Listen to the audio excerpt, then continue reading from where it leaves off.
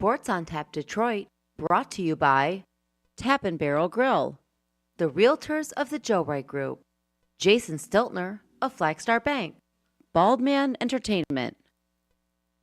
Buckle the fuck up. It's time to play the game. They are who we thought they were, and we let them off the hook. Time to play the game. You can't let that shit happen. You play to win the game.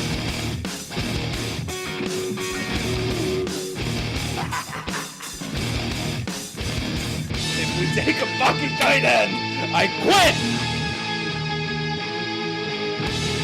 Cannot win with him. Can't do it.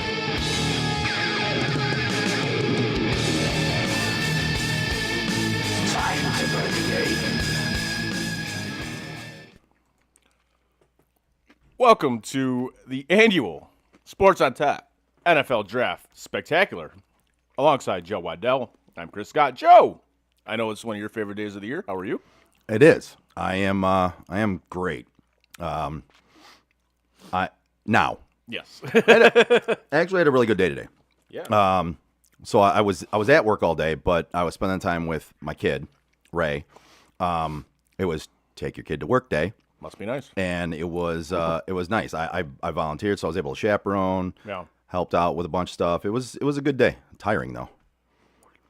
Yay, draft day. Yay, draft day. And yeah, the reason you're looking at it now and you see the picture and it's Chris and an empty chair.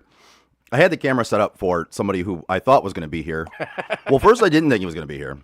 And then I thought he was going to be here. And then I didn't think he was going to be here because now we're live and I found out he's not going to be here. So Right. I'm going to adjust the cameras as we go along so that it's not weird looking at an empty seat next to Chris. Well, but not only that, that's but it. you got to get your team's flag in the picture, man. Yeah, if I adjust it, I can. Yeah. Frank, you're good, man. I'm just fucking with you. Just giving you shit, Frank. We know you're busy. We got And also explaining why the camera looks like that as well. But yes. But anyways, you were saying you were. yeah, it was a really good day, and my work did a lot of great stuff for the kids. It was a really good day. It was a really cool day.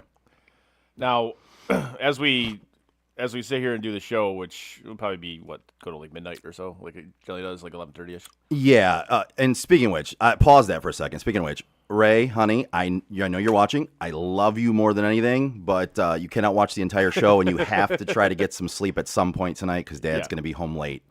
I know you're spending the time with Grandma and you're going to have fun, but you can't just watch Dad all night. So the setup Love we you. got, the setup we got this year is actually pretty dope. We got obviously the TV in front of us covering the NFL draft, so we can kind of see what's going on. Yep. We have the second TV, which we have the Stanley Cup playoffs going on, which is also outstanding. Nice. And we got a nice spread of food. We got some sushi. We got some fried chicken. Yep. Some potato wedges. yeah. Some biscuits. Yeah, man, we This got- sushi, phenomenal, bro. It's really, yeah? Yeah, it's great. I mean, we got a pretty nice setup going on here, so not too much to complain about. Let's just hope that the draft is not a lot to complain about, as some drafts tend to be. They tend to be pretty boring. They tend to be pretty chalk, right? Well, this draft. There's not a lot of high-end talent in this draft. There really isn't. So you're talking. I heard the Lions are talking about a trade right now. There's big rumors going on. They're looking to trade up. Nope. Which, to be honest with you, makes sense. Everybody that's 15 or below should be looking to trade up right now. Yeah. Or trade back, because there's about 15 to 18 maybe of top tier first round talent. Got to stack picks, man. Yeah. Yep. So if you're not in the top of that first round, get out of it. Which is exactly what I want Get out of it. What I want the Bills to do. I want them to stack picks if they can. Mm-hmm. If for no other reason than maybe at some point this season you need to make a trade, there you go. You got the assets. You got the chips to do it. Now I'm you fine have with that. But yes, as the show goes on, if you are watching and you see us eating, don't mind us because Oh, we're it's a gonna be long eating. show. We're probably going to be eating. So Listen, this is a watch along. This isn't one of our regular shows. Yeah. We will be eating. We will be drinking. Probably might hear a burp here and there. probably yes. You know, so a swear word here and there. And later, if I'm feeling up to it, you might see one of the most dumbest chopstick using episodes ever, because anybody that knows me knows I cannot, for the life of me, use chopsticks. My brain literally shuts off. And What- it's absurd how bad it is. What's funny is I just learned that today because you weren't into sushi for a long time. You got into it. You've been into sushi for a long time. Yeah.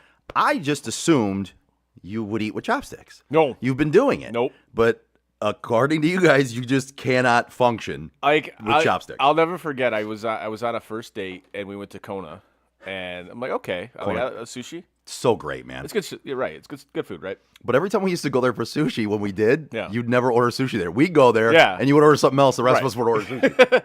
So we order the sushi, and I go, "Do you want?" And obviously we had talked about this, and while we were chatting or whatever before the date and whatnot, I go, "So do you want to see this?" She goes, She didn't believe me. She clearly did not. Yes, I do look dumb using chopsticks. Thank you, lady friend. Lady friend says you look dumb using chopsticks. This is correct. Absolutely 100%. So the girl I was on this date with, she didn't believe me when I told her this. And I go, all right, just wait till the sushi gets here. You'll see it. And sure enough, the sushi, and I asked the waitress, I go, can I please get a fork? And she gave me that look, like, are you serious? I'm like, no, I'm serious. I know it kind of defeats the purpose of eating sushi, but I literally cannot use chopsticks. I can't do it. So we get the food finally comes, and there was chopsticks on the table. She goes, all right, I want to see this. I'm like, okay, here you go.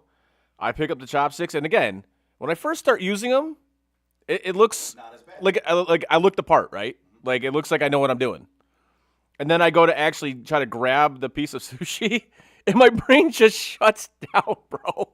And I get like this claw thing going on, and it's like I don't know what to do. And she looks at this, and she just starts dying. And she goes, she looks at me, she goes, you couldn't fake that even if you tried. And I'm like, no, I told you, I can't use these fucking things. I can't do it. Sorry, I muted myself so you couldn't hear me chewing and working on fixing the cameras. But, yeah, that's it. I was like, I said to her, I was like, I tried to tell you. I was like, I cannot use these things. That's and great. she's like, you definitely weren't lying about that. So, but yeah, we got a good laugh out of that. So it was pretty funny. Because I remember one of the questions I asked her was, what is something that you feel is simple that you should be able to do that you can't? And I forgot what her answer was. But mine was, use chopsticks. Use chopsticks. And, I told her, I was like, I can't do it. I literally can't. Like, the brain shuts off, and I go, like, in the movie, they say never go full retard. Yeah. You went? I went full retard. Yeah. I believe the phrase is, don't never go full retard. Right.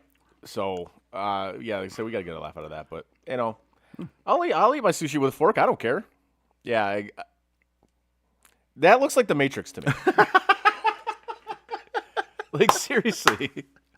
That's great. It's terrible. It's great. Hey, listen, if the draft gets boring after like the 15th pick, No. we can just set you up with some chopsticks and try to make you eat things with them. Oh, God. That's going to get That'll everywhere. be pure fucking entertainment. Well, from what I was reading on the Twitter, twitter.com, apparently Jay Glazer says there's something big that's going to happen in the first round tonight. And honestly, Now- it might have to do with the rumors going around here that the Lions are looking to trade up. That is all over the place. That rumor is all over the place.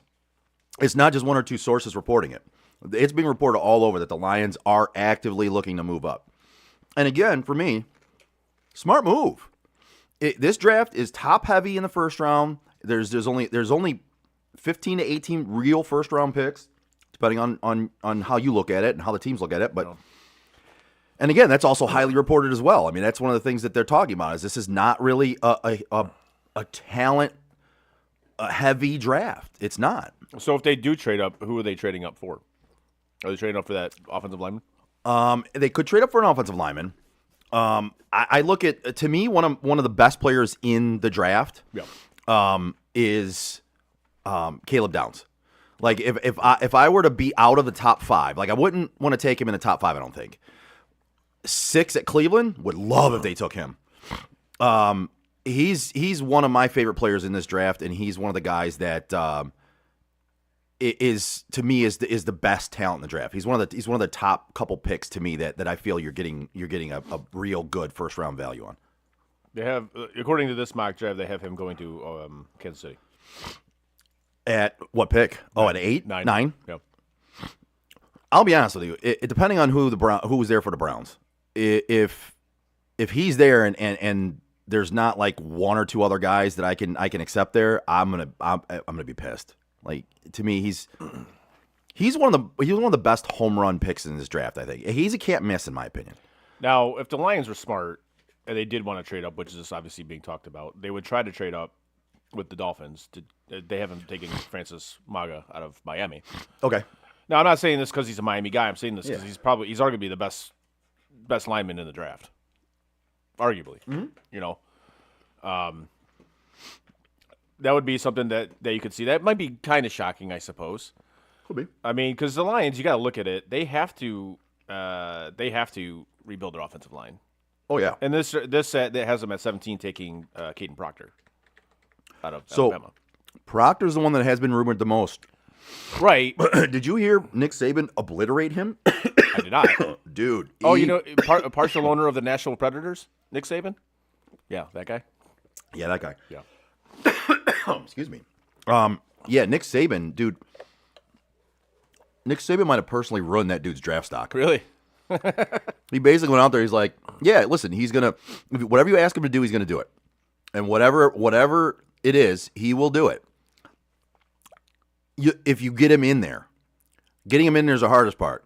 Is what he said. Nick Really? Saban said. Nick Saban said, once you get him into camp, he'll follow and he'll do what you ask him to do, and he'll get in shape and he'll do these things and he'll do it. But he's not a self-starter, and he might come into camp overweight. He's not gonna regulate that when he's not inside team facilities. He's not going to mount up? Yeah, mount up, regulators. But yeah, he's not going to. But again, I'm not saying he's not going. I'm saying that's what Nick Saban said. Like, at this point in time, the Lions might be able to stay pat at 17 and get him based on Nick Saban's statements. Like, that's rough. That could be a huge thing. I mean, like you said, this is not exactly a talent-rich draft. It's absolutely not. So there's not that one player that you're like who are the Raiders going to take? Obviously, we know who the Raiders are going to take, but Yeah, I was going to say, do we really want? We could spoil it now for everybody. like, this is the thing, though. The first pick, like, everybody knows you're going to take him. Just make the pick already. Make the pick. Why do you need the 5 or 7, whatever it is now? 7 minutes now? Did we say it's 7 minutes? Like, just Is it 7 or 5? I think it's 7 now. We thought No. No, they went to 8. I think they went down to 7. Did they? I think last year was 8. Okay. I could be wrong on that, but Well, no matter what, in my opinion, you don't need any more than 5. no, especially when you already know who you're picking right now. Now, not to mention, you've had how many? You've had what? 2 months, 2-ish months to figure out who you're going to draft. Not to mention, trades just don't happen like on draft day. No. They're generally, no matter what the stupid movie tells you, trades just don't happen on draft day. They don't. Not like that. They don't. Not like that. They don't. I mean, they happen, but like, if you're gonna make a trade at the draft, chances are you've been working on this for the past at least few weeks, right? Yeah. Now, with the time that you have allotted to pick, if you need some extra time because like a trade detail is getting worked out, fine, I can live with that. But if you're just straight picking, 5 minutes is all you should need. That's it. yes. That's it. Yeah. 5 minutes. Done. So the draft day trades, I pulled this up earlier. I'm glad you mentioned it. Yeah. The trades made in the movie Draft Day. It was the first overall pick went from Seattle to Cleveland, and Cleveland traded Seattle the 7th overall pick and 2 future first rounders. Then the Browns traded for the 6th overall pick and traded the 39th overall pick and 2 future second rounds to Jacksonville. No. And then the kicker of it. This is the kicker trade. They traded back for the 7th overall pick, the 2 future first rounders they traded away earlier, and a star punt returner for the 6th overall pick to the team that traded the 7th overall pick and 2 future first rounders before. That trade made no sense. None of that made any sense. That doesn't happen. It's fucking stupid. But you love that movie. I do. I do, because it's about football and the draft and the Browns. So, yeah, I do kind of love that movie. It's one of those bad but good movies, right? So it's one of those B movies where when it's on, like, I have to watch it. I can't not watch it. A Nepo baby gets a job because of nepotism, right? Yeah. And then he has an inappropriate work relationship, right? Yes. basically running the franchise into the ground. Kind of. Yeah. And then he preys on some magical trade that would never in a million years happen. Mm-hmm. Yes. Awesome. That's a great premise for a movie. I want all my picks back. You pancake eating motherfucker is the exact line in that movie. Because earlier when the first trade went down, Yeah. he said he was sitting there eating his pancakes. So Yes. that's why I call him a pancake eating motherfucker. But remember, Vontae Mack, no matter what. No matter what. Also from that movie. And if you're watching this draft watch along, you better know that. Yes. So what I'm going to do, I'm going to get on the Twitter machine. Dennis just commented. Hey, Dennis, what's up, buddy? Thanks for tuning in. He said, "Hi, I'm here. Is this where I pick my draft? I pick Yingling." Yes. I have some black and tans in the cooler for later on. So I'm right there with you, buddy. Yeah, Yingling is it's always always a good choice.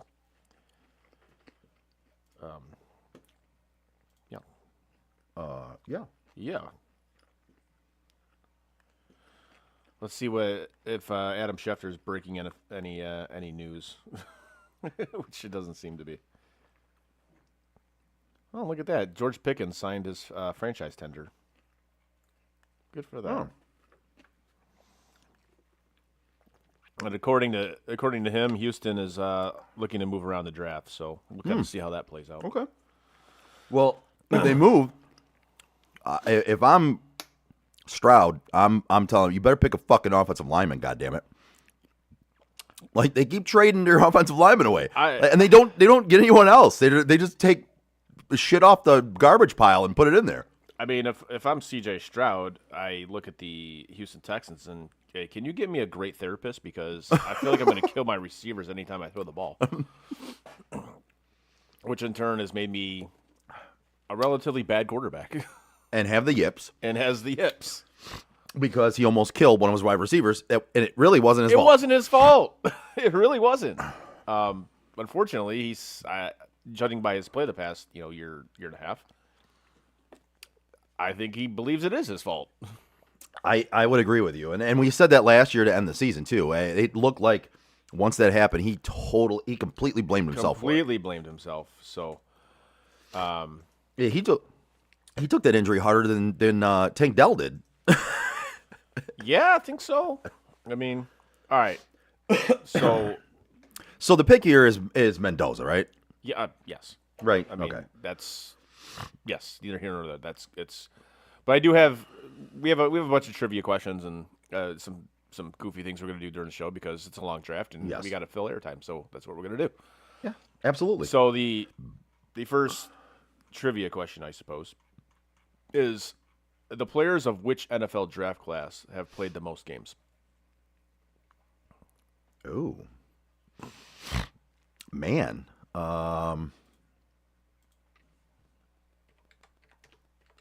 You can't look it up.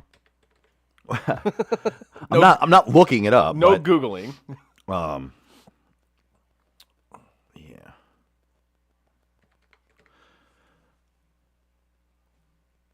Man, that's tough. I'm gonna go. I don't remember the exact draft. That's why I was trying to look it up. I'm gonna go with the draft that had all the quarterbacks in the A's. It was Marino. I'm gonna go with that one, whichever one it was. I forgot what year it is. 1983. 83. Okay. Yes.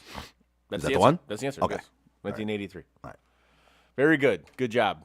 Nice. Yeah, that's what I was trying to look up. Is the draft of Dan Marino? Like what draft was he in?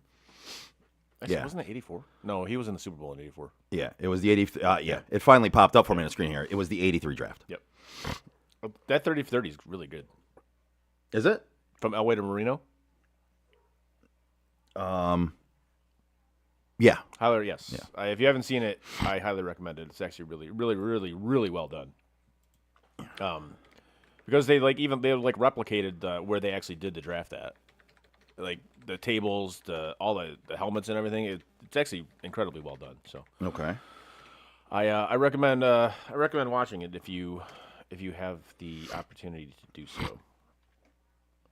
I want to ask. We are on, right, Allison? You're watching on YouTube, right? I see.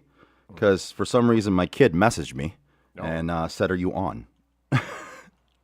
Yes, we are on. And I said yes, and I said hi to you, and that I love you, and talked about our day today, which was a great day, probably my best day I've ever had at work. And I actually like my job, but spending the day at work with my kid, watching her learn stuff about what my work does, that was awesome. Loved it. Those are life skills. Yeah. Hey, do you know the Raiders pick is in? I mean, I knew it was in months ago. No shit. Gee, I wonder who they're going to pick. Now, do you think it's weird that he didn't go to the draft? That he decided to stay home with his family? No. I don't either. People are like ripping him for it. I'm like, why? He already knows he's the first overall pick. Why is he Right. going to make the trip? Why? Because it's To walk on the stage? right. Like, Yeah, but if that's not what he wants to do, why would... no, I have no issue with it one bit. You know, if you want to chill at home with your family, I have zero issue with this at all. I'll be honest with you. If it were between those two for me, if it was a choice, Yeah. if I actually was good enough to make the NFL draft, I would have... If I knew where I was going, Yeah. I'd stay home with my family. I'd make it quiet. I wouldn't care.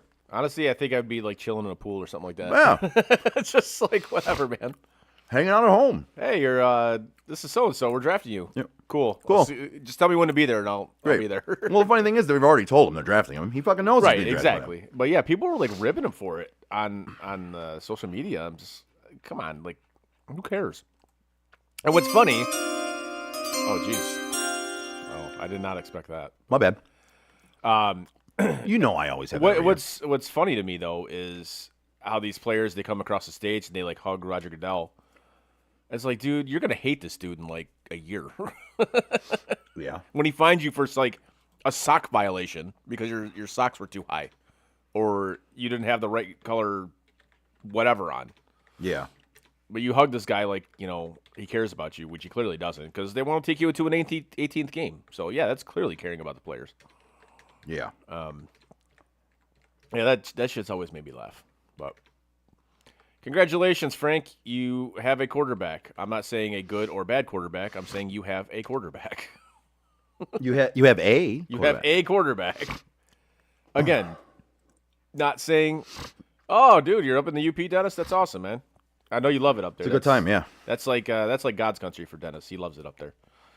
I'm assuming you're going to be watching the Freighters coming in. I would assume. That's cool. Right now he's watching the Raiders coming in.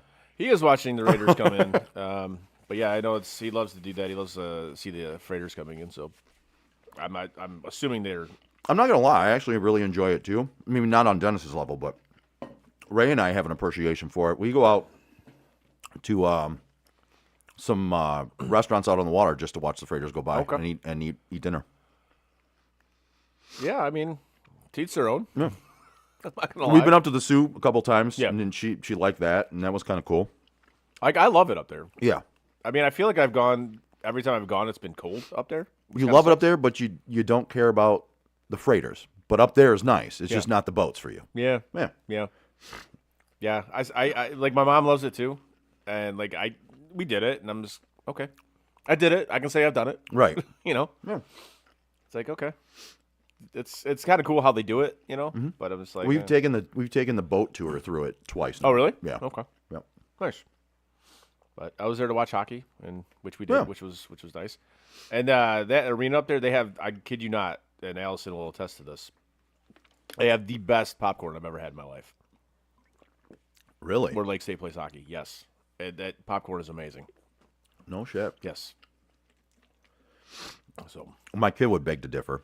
oh, what does she think? I have a popcorn maker at home. Do And you? and I make a butter ranch popcorn that is fucking amazing. Oh yeah, Loves it. She loves it. butter ranch popcorn. Yeah, pop the popcorn, Yeah. and it's popped in, butter and salt and stuff. But then once I get it off, out of there and Yeah. get it into a bowl, I melt some butter, mix in some ranch seasoning with it, and then drizzle it over top of it and shake it all together. And it's the best popcorn you'll ever eat in your life. It's fantastic. Interesting. So the Jets are on the clock.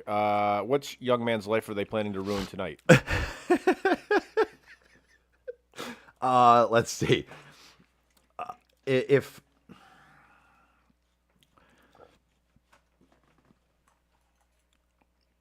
Their needs are quarterback, edge, wide receiver, cornerback, and O line. Their needs are everything. Their needs are like all over the place. Allison says yes. Butter ranch popcorn sounds amazing. It is. It's fucking amazing. I don't know.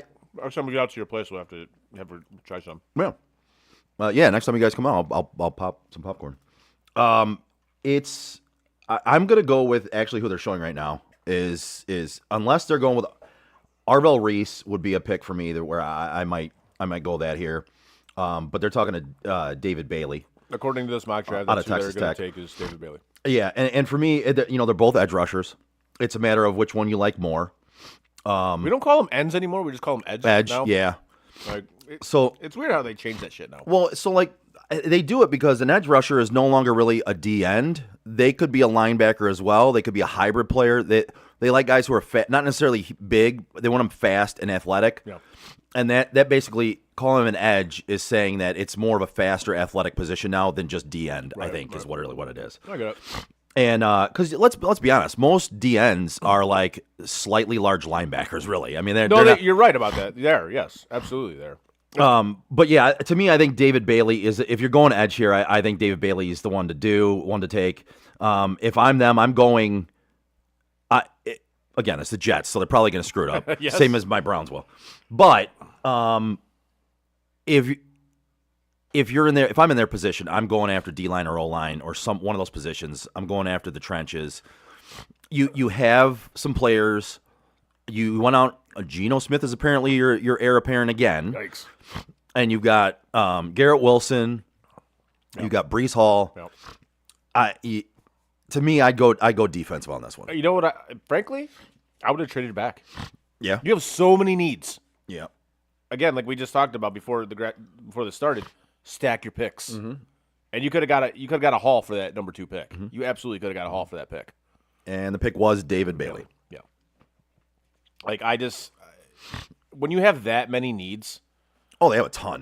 But here's the thing: most teams that are picking up in the draft have a ton of needs. I mean, really, most years it's the way it works, right? But be the organization that's smart and stacks your picks. Yes. But again, it's the Jets, and the Jets are going to jet. So they decided to ruin this man's life. That's a shame. So on the clock, we got the Arizona Cardinals, and I know we've talked about this previous. In this mock draft, they have them taking Jeremiah Love. Now, we don't like taking Arizona. running backs. Yes. Yeah, I wouldn't do that if I were them. We are both on the same wavelength here. As we're not a huge fan of drafting running backs that high, especially number 3, unless you somehow have a top pick and you're a contender, right? Which is rare. It's very rare. But that's why I wouldn't do it because you're not. If you're picking at the top of the draft, you're not a team that's almost there. Right. You're far away. And taking a running back there doesn't. It's the value isn't there for taking a running back on a team where you need so many other things. It makes no difference. I mean, you could have the best running back in the world, and you're not gonna win anything because you have so many holes elsewhere. Right. I mean, you look at the Cardinals. I mean, again, they have a ton of needs. They need a quarterback. They need offensive line. They need a running back. But running back is lower on the list of things that they need. They need things far more importantly than a running back. They need a linebacker, safety, defensive lineman. If they do end up drafting Jeremiah Love, don't get me wrong, he could end up being great. Yeah. But to me, again, with all the needs you have, I think you could use this pick in a significantly wiser way. But again, this is why bad organizations stay bad. Yeah. Because they make picks like this. Mm-hmm. But here's the thing: if that's who they're taking here, I completely disagree with it. Yes. Yeah. I don't. But, he is a great player, and if so is Kajana Carter. I know, but So is Curtis Enos. Yeah. But if I'm looking at it again from my perspective, I wouldn't take a running back here. I don't care how good he is. No, you know what And he is a great running back, and there is a drop off drastically after him at running back. I almost look at it this way: if you don't need a quarterback, right? Yeah. I feel like if you're at the top of the draft, you should draft in the trenches. Period. I don't disagree with you. Like it's been shown time and time and time and time again. Successful teams, what do they all have in common? Their trenches are either above average, Yeah. good to great. It's a great, yeah. Like teams that have like a subpar offensive line, they don't win. No. Teams that have a subpar defensive line, they don't win. And here's the thing. If you have skill positions but no trenches, Yeah. you're going to fail.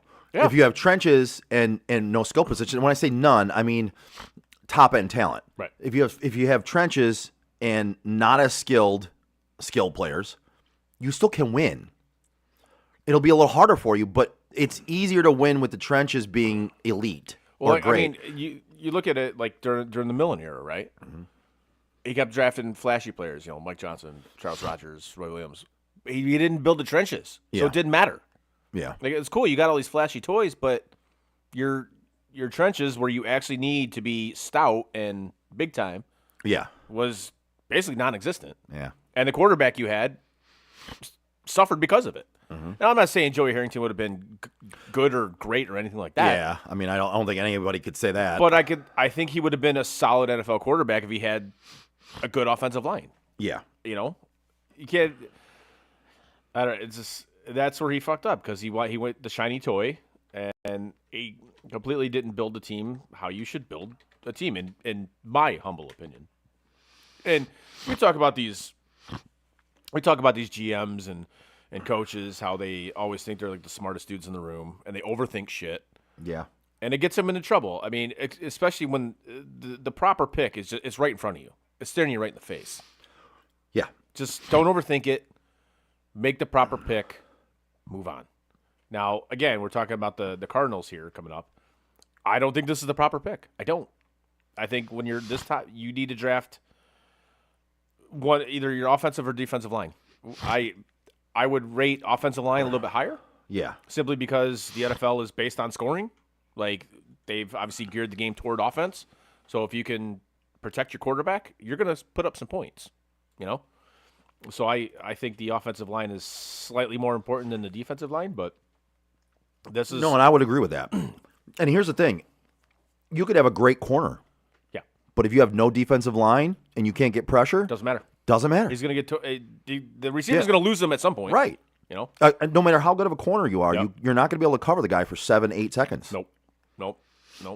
And I know people that don't really know football are like 7 or 8 seconds. What are you talking about? That's a that's a long That's time. a long time, man. In football, that is... God, that's like a lifetime in football. That's an eternity. It really is. Because the receiver can go wherever the hell he wants, right? Yeah, there's going to be no defensive back that's going to be able to keep up for that long if your defense can't get home on the quarterback. Not a chance in hell. And then they're going to blame the corner. Oh, I can't believe you let this guy wide open. Well, the quarterback had 10 seconds to sit back there and let him get open because your defensive line sucks. He was back there. He lit a cigarette. Yeah. He had a snack. I mean, like, you can't Your cover rug it. going out. Fuck. Right, like, you can't cover a guy that long. No. It's not happening. Like, your quarterback was just chilling back there because your defensive line sucks. It's simple as that. Yeah. Who was the selection for your Arizona Cardinals? I believe the section. Jeremiah Love. I disagree with this pick. That's such a bad pick for them. 100% I disagree with this pick. It's such a bad pick for them, in my opinion.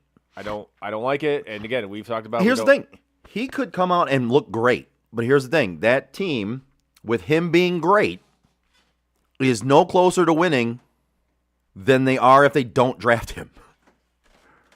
They're not. Yeah, you're right. I mean, it's cool that you got again the flashy toy, but I don't think this is a good pick. I really don't. I'm not saying he's going to be a bad player by any means. Yeah.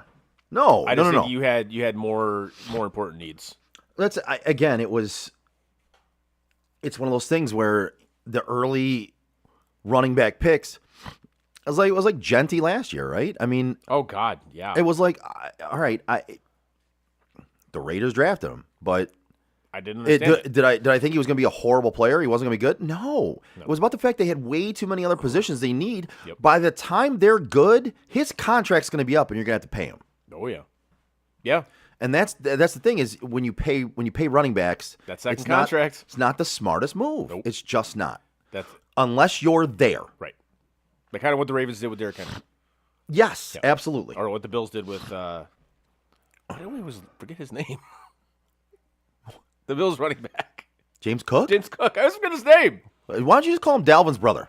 Okay, Just say Dalvin's That would brother. work. Dalvin's brother. Yeah, I always forget his name. I don't know why. It's weird. Like it's like me when I'm using chopsticks. My brain just shuts off. When I get to his name, it's just like wah, wah, wah. Who? Like I got nothing. I don't know. What is it? Alright. Next up is Tennessee. Yeah. I'm going to go with they have so many holes to fill. I don't think you can project this, but if I'm in their shoes, I'm probably going defense. What about you? According to this, they are going defense. They're Okay. taking Sonny Styles out of linebacker out of Ohio State. Okay. I'm going to go with Arvell Reese. Okay. And here's the thing. Here's the thing. I really like another player. So Caleb Downs might go a little bit later, but he's one of the guys that in this top that I really think is great. One of the guys that I would take now, but you could get around the 10 to 15 range is going to be a guy from your college that you love, Miami, Reuben Bain Jr. Yeah, That dude's a stud. he is a stud. I think he's gonna drop a little bit with what kind of came out. Look, what, the car accident thing? Yeah. Which Which again, here's the thing. You know where he's going to go? You know who has the 14th pick in the draft? no, who goes to 14? The Ravens. Oh, yeah, that's a Ravens guy. I'm telling you, bro. They do it every year. That's a Ravens It happens guy. every year. That's a Ravens guy. He's going to fall to them because of that news. I And could see I that. wouldn't doubt they put it out there. Would not surprise me in the least. Here's our second NFL trivia question. But Yeah, buddy. so, in addition to the answer to the previous question, which was 1983, Mm-hmm. the players of what other two NFL drafts combined for 17,500 games played? That's not right. That's weird. That's weird. That's a lot of games. 17,000 games in the NFL? No, that's not right. No. I don't know what this is. This is weird. I'm gonna That one's wrong. skip this question because that's not right. 500 games played. Yeah, that's not right. It can't be right. All right, we'll skip to question number 3 because that number 2 was fucking weird. The players of which NFL draft class have thrown the most passing touchdowns? Ooh. Fuck, I'm going to go with the 83 draft again. No, Really? no. Best quarterback draft, but they don't own the Remember, different game, dude. That's true. Man. They actually prioritize running the ball. Yeah. Shit. What draft was Mahomes in? Was that 2017?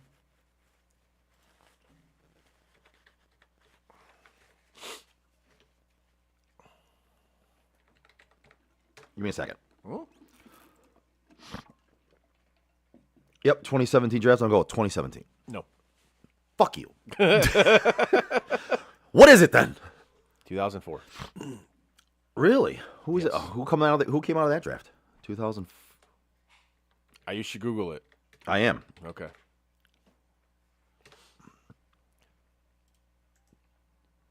So looking at the Titans,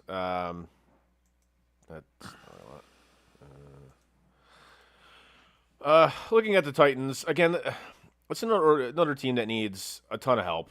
Oh, that's Peyton Manning, Roethlisberger, Yeah, that might be right. Dante Culpepper. Yeah, I forgot about him too.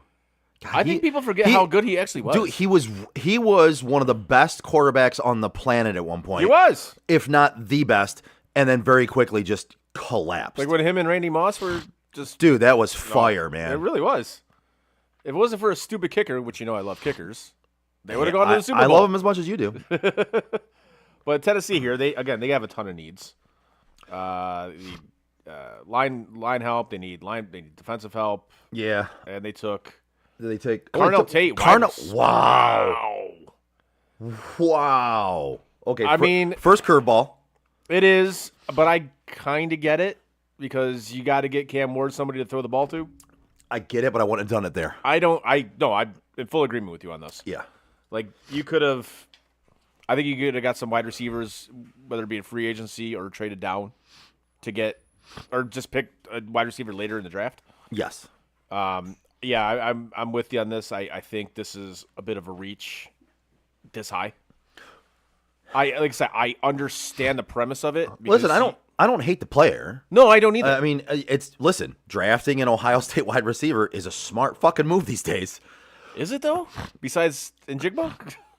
Well, you got Njigba, you got Garrett Wilson, you got Mid. what I always forget his name. That's in New Orleans, Olave. Okay, I'll give you that. You got Jackson Smith and Jigba. Uh-huh. You've got Garrett Wilson. Yeah. I mean, I'm trying to think right now. There is a list. I mean, they pan out more than them and LSU wide receivers are the two best groups of wide receivers you can draft. But you look at the Ohio State wide receivers. Have they actually like truly panned out? Like besides like one or two?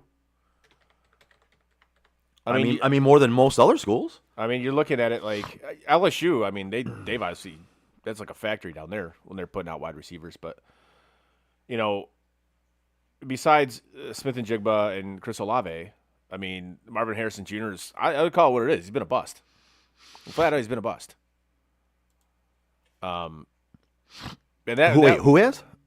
Marvin Harrison Jr. Oh, absolutely. Been a bust. No, absolutely. No, you can't argue that one. Like and that's the thing. I can't think of really any other Ohio State wide receiver because I don't think any of them have actually been like, oh my god, this guy's awesome. You know? Yeah. Let's see. So, Ohio State. You got. Well, you think about you got Terry McLaurin's out there as well. Yeah. All right. Solid. You got I'll give you that. Michael Thomas, who did collapse off the planet. Oh fuck, Michael Thomas. Why did my computer freeze? Jesus. Oh, no. You gotta love this. Oh no. That's the one that I'm just Googling shit on, looking shit up on. But still. All right. So we move on. Okay. You good? Yeah. So I'm looking at. So I was just looking at the wide receivers drafted out of Ohio State. Yeah. And so Marvin Harrison Jr. He's been a bust so far. Yeah. Jackson Smith and Jigba might be the best wide receiver in the NFL at the moment. He's being paid like it. Garrett Wilson, damn good. I'll say average. Chris Olave, he's a damn good receiver. Above average, yes. Yeah, Garrett Wilson to me has had again shitty quarterbacks. You know what I mean? Like, look at the quarterbacks he's had in New York Yeah. playing for the Jets. Like, he's much better than he has. His stats look great only because of him. You know what I mean? For the most part. Right. You got Emeka Egbuka, if I can pronounce that correctly, which I can't. Emeka Egbuka. What? So that's since 2022. Yeah. I mean, if you're going to draft a wide receiver, there's Ohio State, there's Alabama, and LSU for the most part. Of like, if you're looking to draft a wide receiver, you're like, all right, I'm gonna look at those Right. three schools, Yeah. and the odds are I'm gonna get a guy that's gonna be better than anybody else I'm gonna pick. Fair. They're in your favor. So we move on to the New York Giants, another disaster of a franchise right now. Yep. And again, they have a ton of needs: defensive line, corner. And they just pull off a trade. They have 2 picks in the top 10. That's smart. It is. It's brilliant. That's very smart. Now, Again, in a draft class that is top heavy, yeah, 2 picks in the top 10. yeah. Fucking smart. So this has them taking Arvell Reese Okay. out of edge rusher out of Ohio State. Now, I mean, I can't argue against that one. That's the I would have thing. taken him there, honestly. that's like the one thing the Giants did have last year is their defense was not terrible. Right, and they did just trade away with the trade that we're talking about for the draft, but they did just trade away one of their defensive linemen. Yes, they did. Drafting Arvell Reese would make sense. Yeah. In this situation. You get a cheaper version, Yeah, exactly. Yeah. Exactly. which is again, And you got another draft pick to draft a guy who you already wanted, and now you've made the trade to replace the guy that you traded away, who's going to be cheaper. It's almost like that's what smart organizations do. Right, and which is odd because we're saying the Giants are a smart organization, but I mean And that is pretty fucking smart. I mean, they've had their moments. They do have they four. have. They Yeah, do they have have. 4 Super Bowls. True, So they do have their. It's not like it's always been a terrible organization. agreed. It's just currently it's a terrible organization. But with moves like that, with decisions like that, which are actually ones that make sense and can actually help your organization, I like that. So yeah, I do think that's what they're going to do here. I think they are going to go Arvell Reese. I mean, you could, especially with the trade that they just made, that it's a move that makes sense, right? Yes. Now, could you theoretically go offensive line here? Yeah, of course you could. You could. And you could do anything you want here. I mean, maybe you think about replacing your edge at the next draft pick instead of this one. You know what I mean? Like, that could be the case, too. Maybe you're looking at something different here. And at your next draft pick, what is it, 10 overall, I think, Yeah. is when you address. Is that when you go for your offensive line? Or is that when you get You could go either way here. It depends on who Right. you have rated higher in your draft, right? right? If I'm the Giants, I'm going to go offensive line and defensive line with these 2 picks, in my opinion. They have skill players. I don't think they need to draft skill players here, right? You've got Malik Neighbors. You've got your quarterback by all accounts if he can keep his head on, like literally on. Yeah, literally. You have your running back if he can keep his head on Yeah. or his ankles. But I mean, you have skill positions. I think they're in competition to see who can get CTE first. I think they are actually. Like seriously. It- But according to Cam, CTE is not real. According to what? According to Cam, Cam Moore? No, Cam's Cam Newton? Scatterbo. Oh, Cam Scadwell. Oh, CTE is not real. So wait, he said that? yeah, He's going to end up with CTE. He'll find out it's real. he probably already has it. He could. That might be what's leading him to say CTE is not But a thing. he said it, and then of course he walked it back. It's like, you know what? Which they do. Like, I would respect you so much more if you just said, I'm not walking it back. This is what I believe. Mm-hmm. Okay, fine. I mean, you sound like a moron, and it's a proven fact that CTE is real. It's a thing. It is a proven fact. Yes. But because you're of the this generation who just doesn't fucking believe facts that are proven right fucking to you, you just say stupid shit like, it's not real. Oh, okay. Okay. Cool, man. Yeah, that's become a go-to for a lot of things for people is like, well, that's not real. Yeah, it is. Well, it is. It is. That's a It's a thing. thing. No, It's it's not real. It's a real thing, Okay. you know. It's not real to you, apparently. But it's I equate that to like if we're looking at the draft, right? With the draft, you have fans who don't ever want to give their opinions about the draft ahead of time, about the draft picks that were drafted by their teams, other than I trust the organization and I'm just going to root for the team no matter who they draft, and I trust they're going to draft the right guys. I'm not going to give you my opinion because I don't know any better than they do. You're a pussy. Yeah. You have no opinion, and you probably are a cuck. Yes. Like any man who doesn't have an opinion about their sports teams that they back. Now, if you don't like sports, Yeah. great. I don't hold that over you. You might be a pussy for not liking sports, but no judgment. You don't have to like sports. But again, if you are a fan of a team and you always say, I trust them. I'm not giving my opinion. They know better than I do. You're And the Giants went with Arvell Reese. Yeah, that's a smart pick. Yeah. Arvell Reese to the Giants. Smart pick. No, I'm with you. I don't know what's worse, like that type of fan or the one that says if you criticize said team. Well, I think it goes hand in hand. You think so? I think those two go hand in hand. I don't have an opinion because they know better than I do. How am I going to say anything? But I'm trusting them. I trust in my team. I trust. Right. And they're the same ones that say you back your team no matter what. That is backing my team. I'm gonna back them no matter what. I'm gonna go out there and cheer for them, even if they let me down every single week, every single game. Even if they're horrible, I'm not gonna say a bad thing about them because I don't want to besmirch the team I love. To me, that makes you a fake fan. Yes, and again, you're a vagina. You're a pussy. Yeah. Like you have an opinion, man, And I don't and speak yeah, it. Like I don't like to quote gatekeep fandom, but No, to me that just tells me you're a fraud. You're not a real fan. But those are the gatekeepers who tell We got us. to trade. We got to trade. Oh, Your Brownies. the trading Brownies it. traded up. Oh, Hold boy. on. Oh boy. Hold on. Oh boy. Hold on. We'll get back into that. But Yeah. who? Oh, the Chiefs are now on the clock. All right, let me go to Schefter, see if I can find out what happened here. Yeah, the Chiefs were at 9, right? So the Chiefs traded up with Cleveland. I wonder what Cleveland got from that. Oh wow, the Browns got 3 draft picks out of that. They got 9, 74, and 148 Yep. just for trading back 3 spots. If I Dude, if fucking I had smart. looked at this like 5 minutes ago, I would have told you that. Damn it. I hate to say the Browns did something smart, but They did do something smart. I like that. This is what we talked about. When you have so many needs, stack your picks. Yeah, and they're still in the top 10. Yep. They stack some picks later on, which you don't really want to be back in the first round. It's you know what I mean, unless somebody falls. I think it's So- great. Stack your picks. So obviously Kansas City wants somebody. Who are they going after? Yes. I'm going to try to look here and see who they want.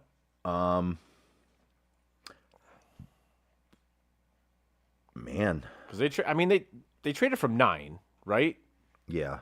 So I'm curious so I'm trying to think of somebody that they would want that they would make this trade. Yeah, I'm looking right now. Like obviously, in watching these highlights that are going on right now, they're going after some dude from Ohio State.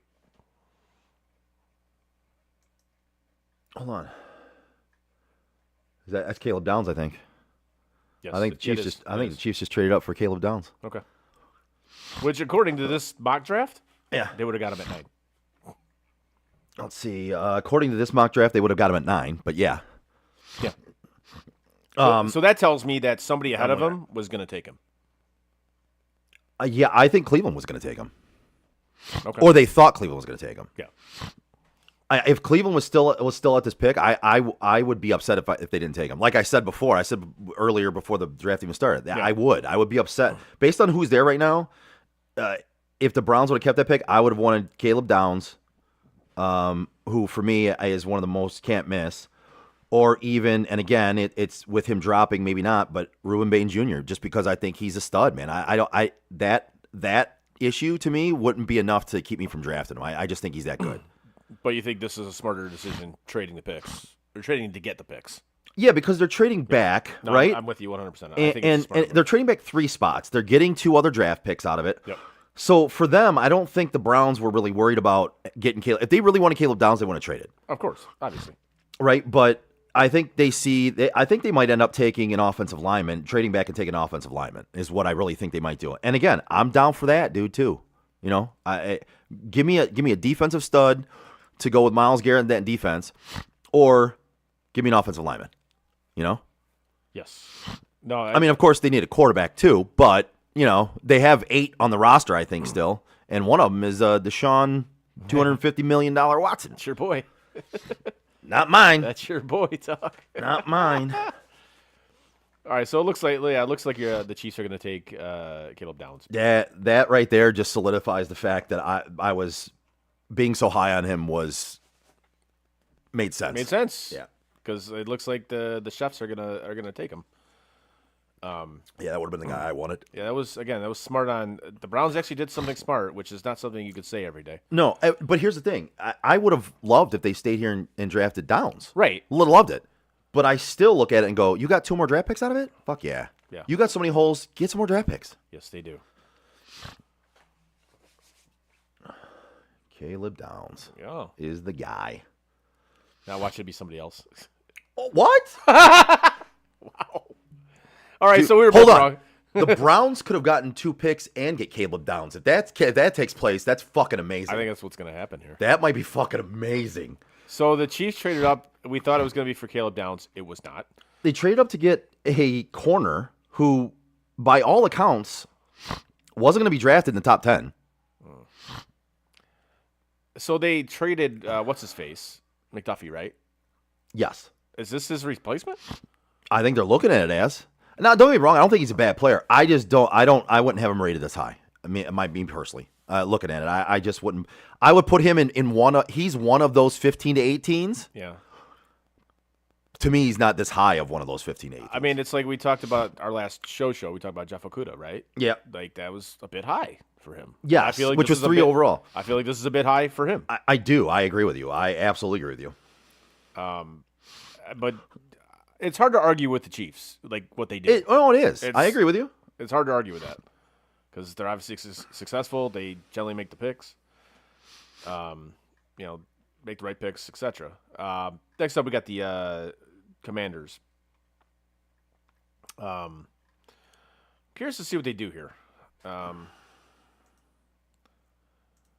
see. What do they need? I'm sure they need a whole hell of a lot too. Come on, there we go. All right. Yeah, they need a ton of stuff. Is Washington They need to get younger. Is what Commanders? they need Yeah. to do.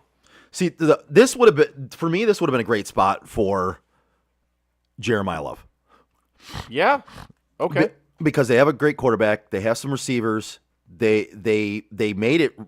Last year was a down year, and you and I both called it. Oh yeah. We did. The year before that, they beat the number 1 seed in the Lions the year before that in the playoffs. Wait, what happened in that game? I thought the Lions were going to win that game. That's what we were told. Yeah, Yeah. we were told that. Until it didn't even matter. The Washington shouldn't even show up, Yes. according to one dipshit on television in this market.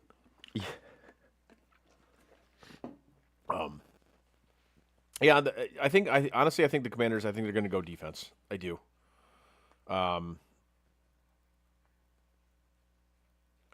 Especially with, I don't think their defense is terrible by any means, but I think they could use a bit of an upgrade here.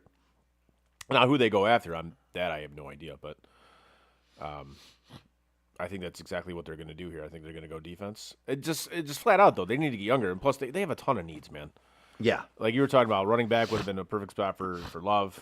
See, and not that I think they're really there, but to give Jaden Daniels a real good running back there Yeah. would have made sense there a little bit more than some of these other teams up high taking him. You know what I mean? Not saying it really made perfect sense, but to me that would have been the first. This would have been the first spot for me where I would have saw Jeremiah Love going. And that would have, like you said, it would have made sense. It would have made a little bit more sense Yes. than being one of these other teams. Come on, give us more trades. That's fun when trades happen during the draft. Absolutely. Those are a lot of fun. I like those. I'm happy about that. I am happy about that. But I was kind of surprised by this one. I did not see the Chiefs taking that guy. That guy. Like I thought for sure it was going to be Caleb Downs, like as we were talking about. But Washington has made their pick. You saw that they've changed their uniforms. They went back to like the more like Redskins style uniforms. Yes. Which I like. I dig those. I think those are one of the best unis in football. Period. I mean, granted, I hate this logo. This logo is incredibly dumb. It looks like it was done on like a word processor. It's terrible. Brett Allen says, "What's up, boys? Draft day." What's up, brother? Yes, sir. Thanks for joining in. Britt. Good to have you join us, Britt. Britt. Commanders. So who do they take here? I don't know. I think they're going to go defense. I just don't know who. Maybe they go Caleb Downs. You know who I can see them going? No. Jordan Tyson. I don't really like him that much. But I could see that here. Yeah. I could really see that here. All right, just announce the pick there, Roger. Let's go.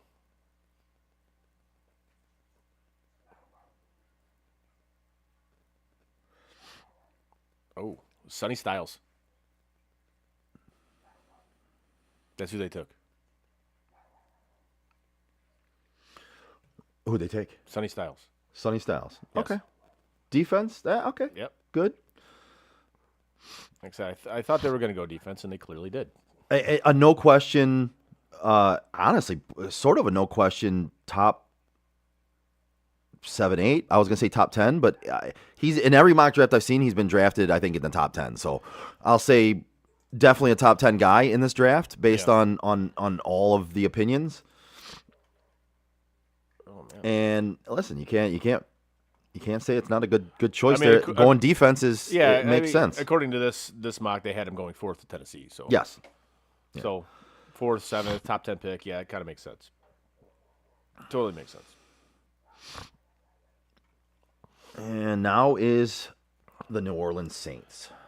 Again, a team that needs a ton of help. I don't know where they go here. I really don't. I mean, who the hell is playing quarterback for them now? For the Saints, Yeah. it's Is it that dude we can't pronounce? Like we don't know how Tyler to pronounce. Shuck. Yeah, Shaw. Tyler Shuff. Well, they pronounce it Shuck, Yeah. but Shamwow. it looks like Shaw. Yeah. Yeah, Tyler Tyler Shamwow. Tyler Shaw is their quarterback. Yeah. I got nothing. I don't know who they go here.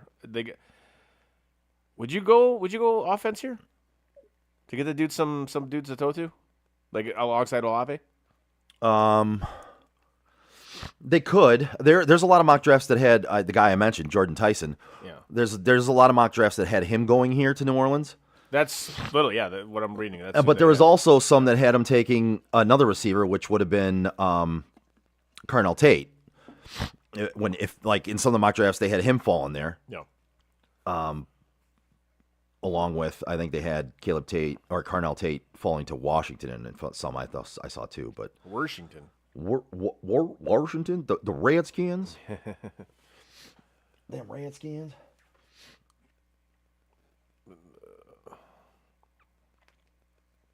I mean, I think it would be a solid pick for them to take Jordan Tyson, though. Again, you line him up across from Chris Olave. I don't hate it. Yeah. I don't hate that. But again, they have so many needs. It's like, okay. Maybe protect your quarterback? I don't know. Yeah. How about that?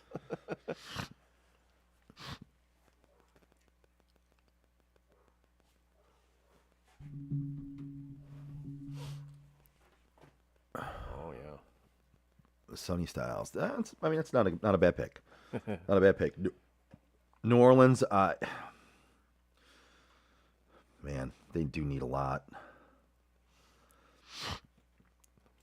All right, so obviously the last trivia question I asked you. So, in addition to the answer to the previous question, which was 2004, what three other drafts saw their players combine for 1,000 passing touchdowns?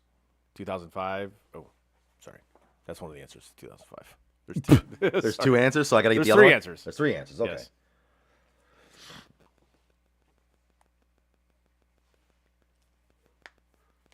Okay.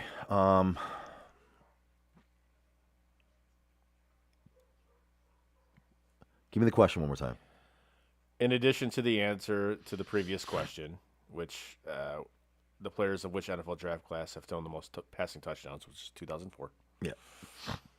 So, in addition to the answer to the previous question, what three other drafts saw their players combine for 1,000 passing touchdowns? I am going to throw 2017 in there again. No. No. No. 1983? Yes. Okay. So 2005, Yes. 1983, Yep. and I'm trying to think of drafts with quarterbacks. 2007. No. No. Okay. What is it? 2012. 12. Okay. Yeah. Okay. And I'll give you one more. One more. The players of which NFL draft class have scored the most receiving touchdowns? Most receiving touchdowns. Most receiving touchdowns. Let me look something up here.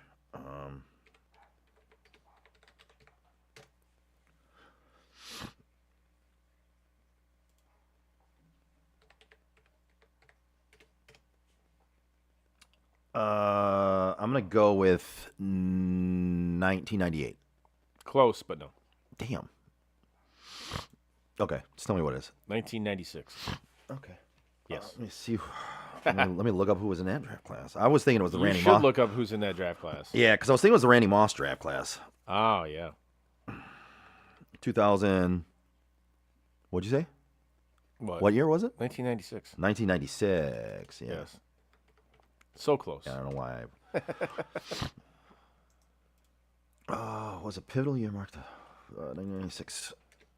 All right, so we got your brownies on the clock. Yes. Oh, actually, take that back. No. We got to make the Saints make their pick, and then we got the brownies. Saints on the clock. pick, yeah. Just make the pick. Let's go. Yeah, let's see here.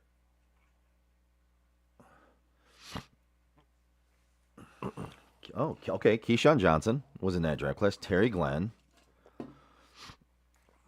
No, that was a good Ohio State wide receiver. Eddie Kinnison. Marvin Harrison. Yeah. He's all right. Eric Moulds. This kid sucks, but he's all Yeah. Alex Van Dyke. Yeah, that makes sense. Amani Duma. right. New York Giants legend. Yep. Let's see. Brian Stills. Muhsin Muhammad. Okay. Oh, all right. All right. He was good for a few years. Carolina Panthers legend. There we go. I like it. Yeah. Bobby Ingram. Okay. Solid. Derek Mays. Derek Mays. Oh, my God. Derek Mays? Really? Holy Yeah. shit. All right. Yeah. I'm trying to find all the wide receivers. That's here. a lot of that. I mean, you already mentioned T.O. was in that draft class. Yep. Now it strikes me. Yeah, he's all right. Yeah, he was okay. He was okay. He was okay. Borderline Hall of Famer. You know what I mean? I mean, the fact that he should have been first ballot, all right. But he wasn't because these writers are fucking assholes and they hold grudges. Dude, if the Saints don't take Caleb Downs, the Browns better. They fucking better, dude. You trade back you trade back and you still get who I consider to be arguably one of the top 2 players in the draft. That's awesome. I think they're going to go Tyson here. And if they do, I'm happy. I know you are. Because I believe they will draft. I think they're going to go Downs. Tyson here. I think the Saints are going to go offense, which I guess. But we shall see here shortly. Once Roger Goodell stops yammering to whomever he's yammering to and just announces the pick. That would be great. Your Twitter isn't giving it to us earlier than the TV anymore? Yeah, I probably could do it. Yeah, I probably could do that. They took Tyson. Awesome. Love it.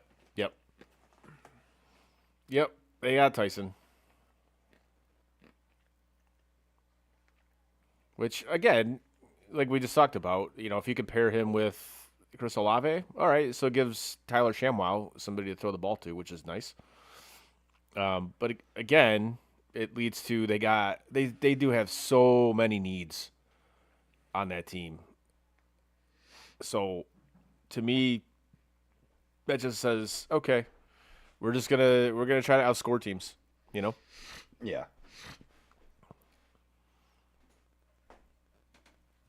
He doesn't look happy to be going there though.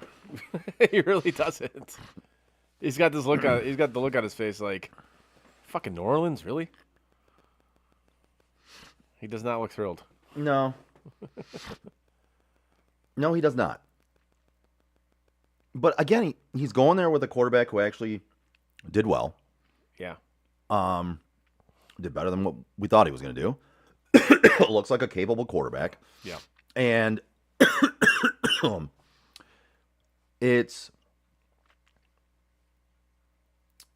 I think it's a decent move. You put a guy opposite Chris Olave. You still have a serviceable but almost dead Alvin Kamara. Like he's close, Yeah, right? he You is, got a little yeah. bit of time with him, but not much, right? Not much, no. And for your young quarterback, I don't hate it. No. If you believe in your young quarterback, Tyler, then yeah. So we move on to your Brownies, and as obviously we've talked about, they made the trade with Kansas City, which we thought was a really smart move, and it was. I think you're right. I think they are going Caleb Downs here, which I think is a smart move for them, especially because you got two. Whoa, why are you crying? Like, he's like ugly crying. Yeah. Dude, get it together, man. Is he upset or is he just emotional about being drafted? Dude, I don't know. I'm trying to figure it out. I don't know whether he's He is mad like legit or- ugly crying. Oh, dude, he is.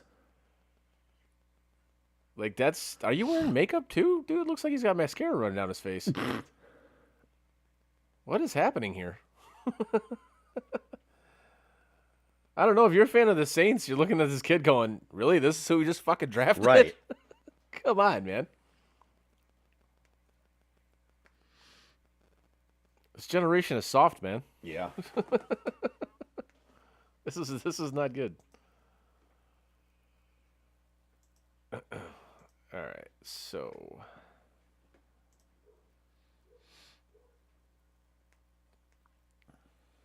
yeah, I don't know, man. If I was a Saints fan, I definitely would not be thrilled with seeing this display. This is not great. All right, the Brownies pick is in. Please give me Caleb Downs. Please. Dude, this is every year when I get locked in on a dude, like they've panicked like 4 years in a row now. Yeah. My ride or die in these drafts has performed. Yeah. What was that dude that got drafted by Quinyon Mitchell? Yeah, yes. You're That's welcome. exactly who I was thinking about. And I don't even know if you knew his name before we even started talking about him. I did not know But who that but was. that was my favorite guy in This that is your domain, so I'm not surprised you knew who that was. I had no fucking idea who it was, but he actually turned out to be a very, very good pick. So you definitely called that one. And I watch the Brownies will take like a wide receiver or something like that. That's something that they don't necessarily need because that's the Browns. Is what they do.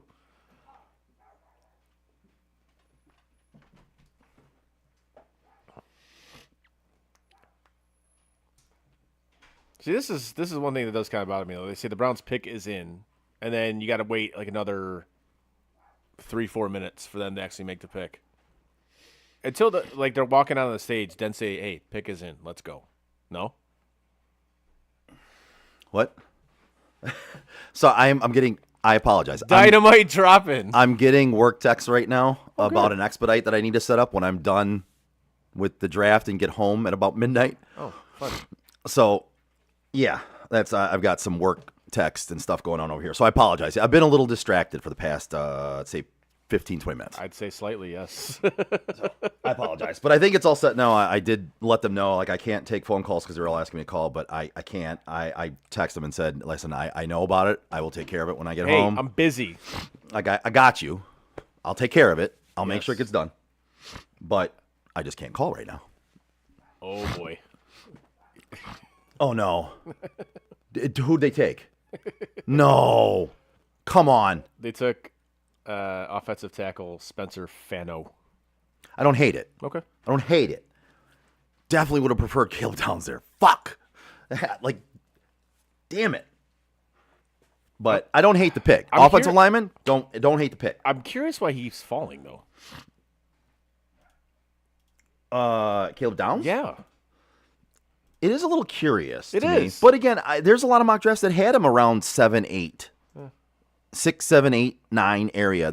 He was around that area. So We're going on 10 right we're, now. We're going on 10 right now, and honestly, if the Giants get him here, they get a fucking steal, in my opinion. Yeah. I think that's. I think it would be an excellent pick if they took him at this spot. I really do. Yeah. That'd be a fantastic pick. Like we're actually looking at the New York Giants, going, "Oh my God, they're actually making smart decisions," which again is not something this organization has done in the in the recent past. It's just amazing how we can go from being an incredibly successful organization like the Giants and then just become completely just shit. Yeah. And that's ownership, though.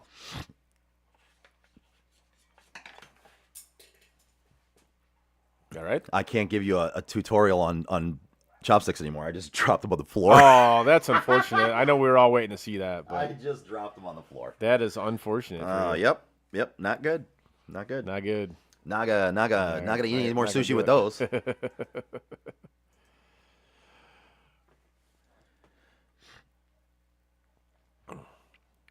The players of which NFL draft class have scored the most rushing touchdowns? Yeah. Wait, I'm sorry.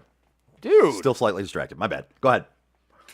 The players of which NFL draft class have scored the most rushing touchdowns? All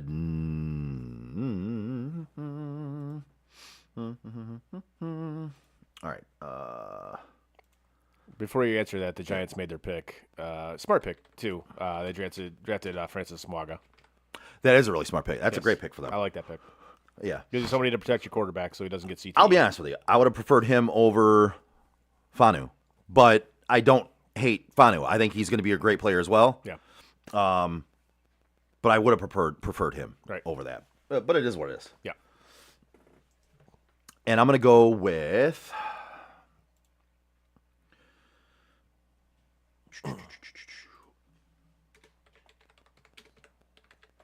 I'm looking up specific players. 2007. No. No. Oh, we got a trade. Trade. Dolphins are trading their pick. Oh, to boy. Dallas. Ooh. Oh, Who's boy. Dallas going Cowboys after? are on the clock. Who are the Cowboys going after? I don't know. I'm sure it'll be a great pick because, Jerry Jones knows what the fuck he's doing. Bain Jr.? I could see it. Yeah. Miami guy, yeah. Edge rusher? I could absolutely see that. Yeah. That's what I could see here. Yeah. I really See, that's the other thing. I would have loved it. The Browns would have drafted him too. Like if it was him, I'd have been great with that one. That's a great pick. Oh, by the way, the answer was 2017. Okay. Yeah. I was gonna guess again, but then yeah. the draft pick came in. But, Yeah. Yeah. That's The Cowboys pick is in, but Cowboys pick is in. Okay. I'm gonna kick my legs out here for a minute. all right. and So turn you sideways. look at the Giants' projected offensive line, Yeah. which not terrible. Yeah. You got Andrew Thomas, John Runyon, John Michael Schmitz, Francis Mwaga, and Jermaine Illuminor. I think that's how you pronounce that. Okay. I could. This is the thing we always talk about, especially with young quarterbacks. Yep. You got to protect them, and especially one that probably has the beginning on set stages of CTE. So Yeah. I could see Monroe Freeling. yeah, Yeah. I like what the Giants have done today. I do. I agree with you. They went, They went defense. and I then dig it. Yep, and then they went. To me, they went best offensive tackle in the draft. Yeah, I like it. And there's an argument can be made there. Again, there's a lot of people that think Monroe Freeling, and there's a lot of people that think the guy that the Browns drafted, Fano. Fano. That it depends. Those are the top three, but yeah, no, I love what the Giants did. All right, so with this trade with the Cowboys and the Dolphins, obviously the Cowboys get number 11, Dolphins get 12, 177 and 180. Nice. That seems to be what picks are going for. You're getting like 3 in return, which is okay. Don't hate it. No, neither do I. You know, there's like you said, stacking draft picks makes sense. Yes, it does. So I'm waiting for my Bills to do something here. Come on, boys. Let's go. Come on, move up. Come on, boys.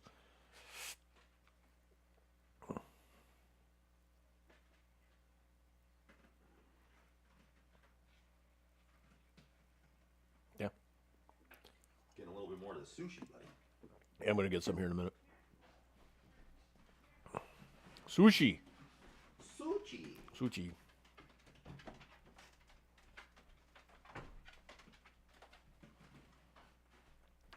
All right, the Cowboys pick is in. That's fun. I'm happy about that. Yeah, but it's like, again, like I said, they say the pick is in, and then you have to pause for You wait. like 2-3 minutes. It's like, dude, Even though the time is not even 10 minutes, Right. you wait 10 minutes for the pick to actually get. like, come get on, to. man.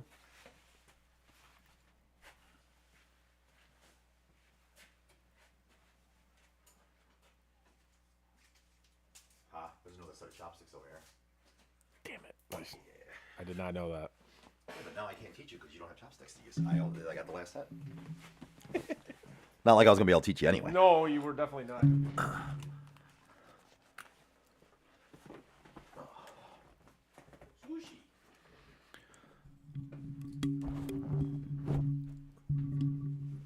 Sushi.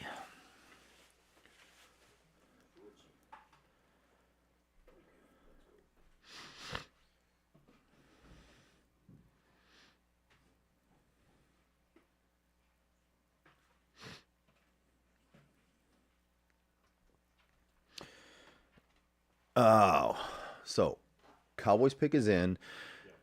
Did you happen to see on your Twitter who they were saying, or no? No. Because usually with a draft pick, usually with a draft trade, there's usually as soon as the trade happens, there's a bunch of speculation as to who it is, and a lot of times those insiders are right. You know, they know. They know. Yeah. I'm really curious as to who the Cowboys wanted here. Cowboys. Well, and this is pick 11. They had 12. Like, who the fuck could you want to move up one fucking spot? I don't know. What? Like, Miami, that's smart. You trade back, you get draft picks. You trade back one fucking spot, and you still get 2 other draft picks? But like you said, Fucking brilliant. like Bane, that could be a thing. But I think you could have got him later. I don't necessarily think you had to trade up for it. But Chelsea. God, they're still in a freaking commercial? Yeah. Yep. I'm really curious as to who they want here. Like Jerry Jones is one of those guys you just can't read him. Yeah. Like a lot of these GMs and a lot of these teams, you almost get. You can't read him because he's senile. Well, yeah, but a lot of these GMs, a lot of these teams, like you get a read on what they like, what they don't like. You get a read on how they.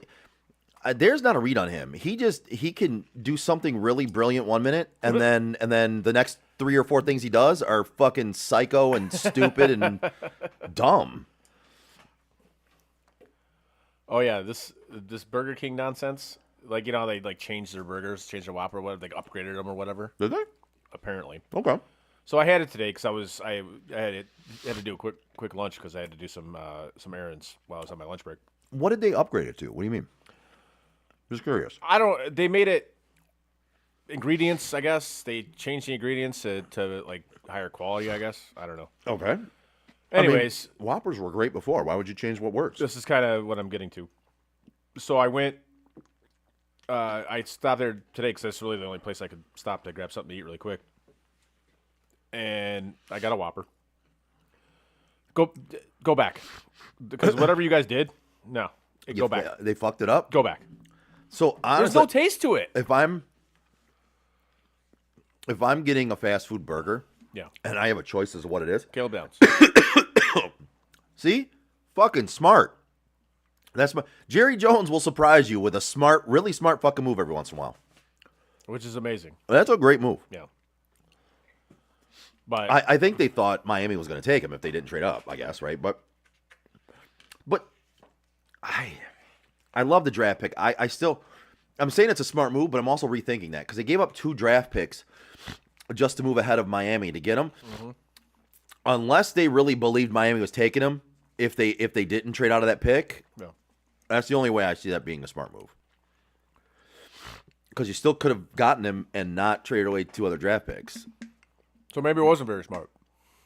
That's what I'm saying. I'm sitting here thinking, as I said, it was smart because I love the player. I'm also thinking about what they gave up, and maybe it's not that smart.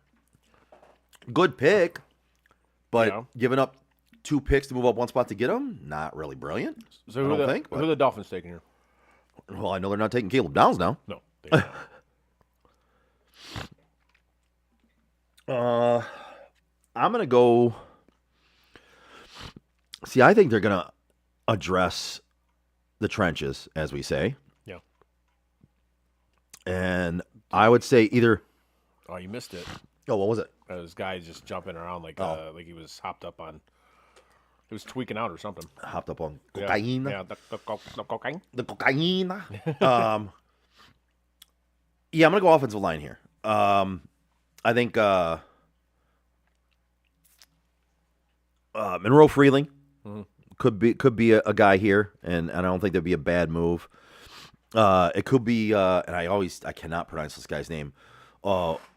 Olivega Iane, the guard out of Penn State, could be him. I think they're going to address the offensive line. I think they kind of have to. They got to go to the trenches. They might be lucky to win a game this year. The Dolphins? Yes. Yeah, they're gonna be bad. So to me, I think you got to go trenches, in my opinion. But I think you got to do a whole lot if you're the Dolphins. Like, yeah, again, that's another team. I know we keep harping on it, but it's a team that needs a ton of help. Mm-hmm. So again, obviously they did a smart thing and make that trade. you know what would be hilarious here? What's up? If they didn't see the writing on the wall or really realize that they were not contenders for anything, and they went after like a Makai Lemon or a Kenyon Sadiq, Yeah. it just would add humor to the But draft. would it not surprise you though? It would not, and I would find it hilarious. Because bad organizations, that's what they do. Bad organizations do bad things. Yes, they do. And that's an organization that should be better. Yes. They had it all in place too, bro. They had it in place. Nope.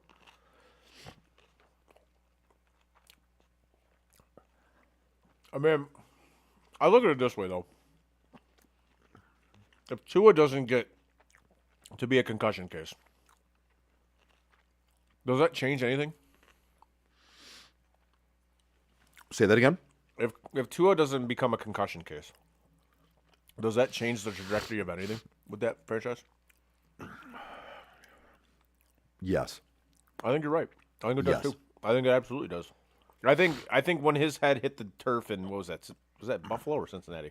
It was the second one where they tried to say he didn't have a concussion in the first Right. game you saw, and then it was I think it was the very next game. Was that in Cincinnati? I think so. Yeah, I think you're right. And it was around like the 5-yard line or something like that. Yeah, It was like a scramble. Yeah, once his head hit the, Uh-huh. it was just kind of like, oh, like that is no bueno, no good. No. So yeah, I think that did kind of change the trajectory of that franchise because he was supposed to be the guy. They gave him the contract like he was the guy. Yeah. I mean, still not as an egregiously bad contract like the Deshaun Watson one, but bad nonetheless.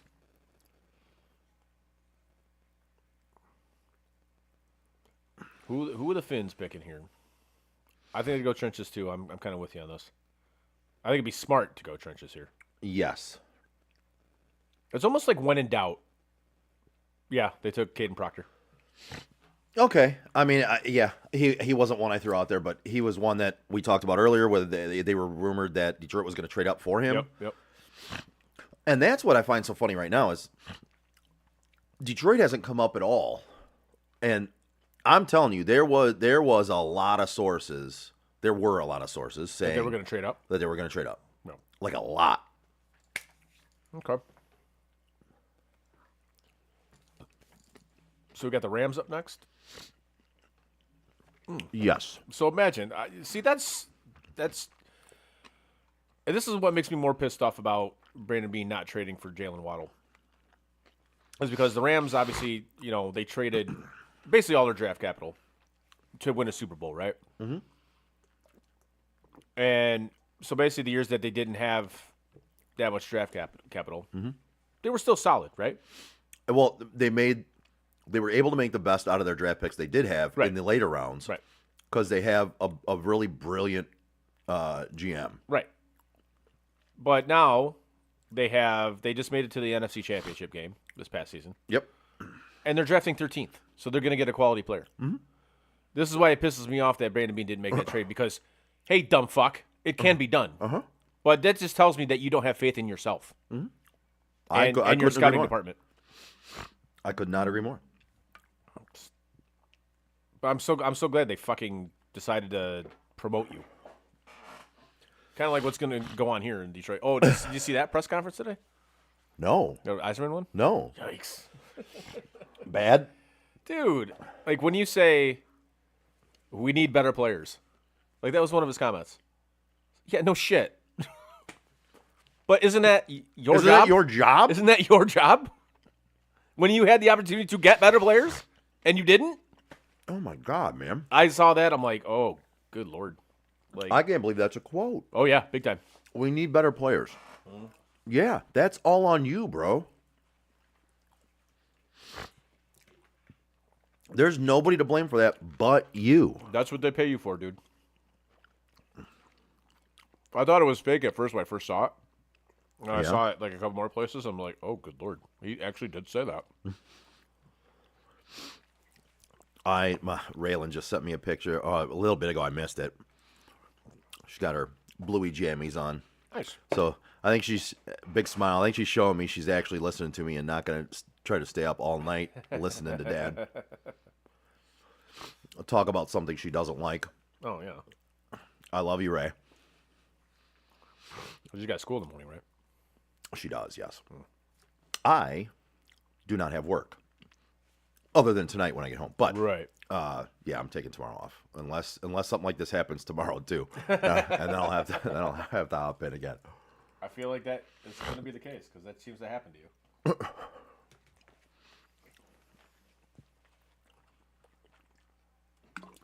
And the funny thing is, it's been, like we haven't had one of these late night urgent things. It's been a few weeks, I think, like a late night urgent thing. And what's the odds it happens tonight? You know what I mean? It would be. It's like it. But I've talked to you about my week, right? You have. It goes with my week. Yeah. I ended up saying on fucking Tuesday, like, dude, what else is like? I just need. This is not my week. I'm not gonna win. Everything I touch turns to shit. It's breaking. Everything goes to crap.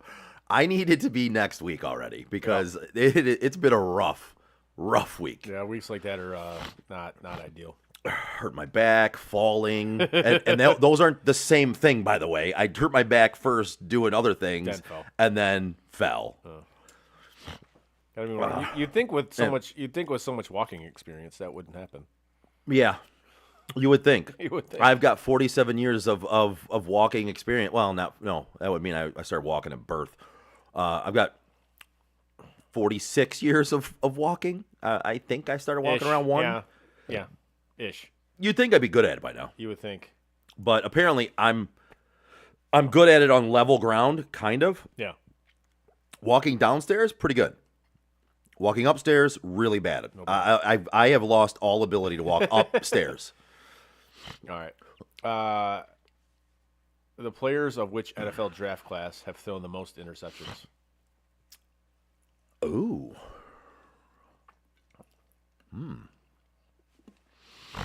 Actually, so I'm gonna have two. I'm gonna have two options here, maybe. Okay. Let me see.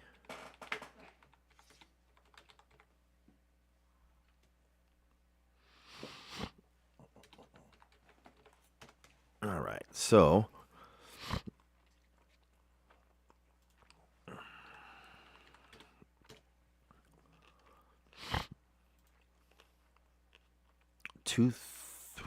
Let's see. I don't have confidence in you actually getting this right. No? No. Why? Because I said 2000 something? No, it's I'm gonna go with the draft class that had the all-time leader in interceptions. I'm gonna go with the 91 draft class. no. Fuck. 2004 draft class. No. Fuck. I don't know. 1971. Yeah, nope. Dude, did they throw the ball in 1971? How do they have the most interceptions? They matriculated the ball down the field. Not well, apparently. No, apparently not. If they No. lead, if they're the leading draft class in interceptions, and yet in 1991, Brett Favre, the leader in interceptions in the entire league all time, was drafted. Brett Favre. Yeah, Favre.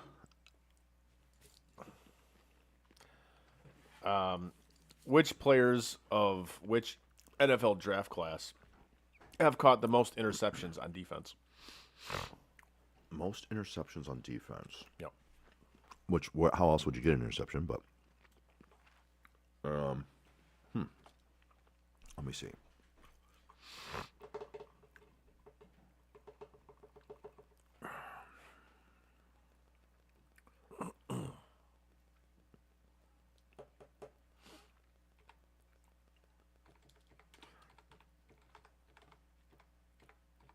Oh yeah, the Rams pick is in. It feels like it's been in for like 20 minutes. So That's what they do, man. Like they knock down the amount of time yeah, in between draft picks, now they have more commercials.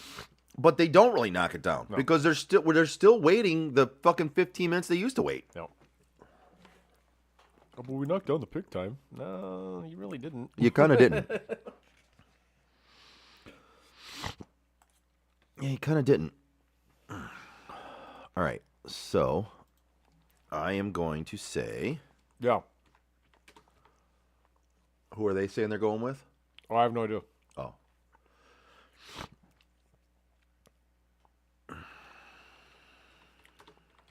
Ty Simpson. Ty Simpson? Yep. Okay. So they have the heir apparent to Matt Stafford. Honestly, I guess. but if they love the kid that much, but again, when you're the Rams, right, and you do your things right, you've made it, you've won a Super Bowl, you made it to the NFC Championship game, you picking 13th overall. Yeah.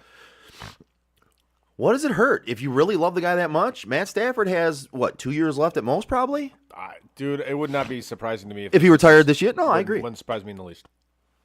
So for me, I don't hate it. Honestly, I think this pick is that he's probably told him, he's like, guys, I'm probably done after this year.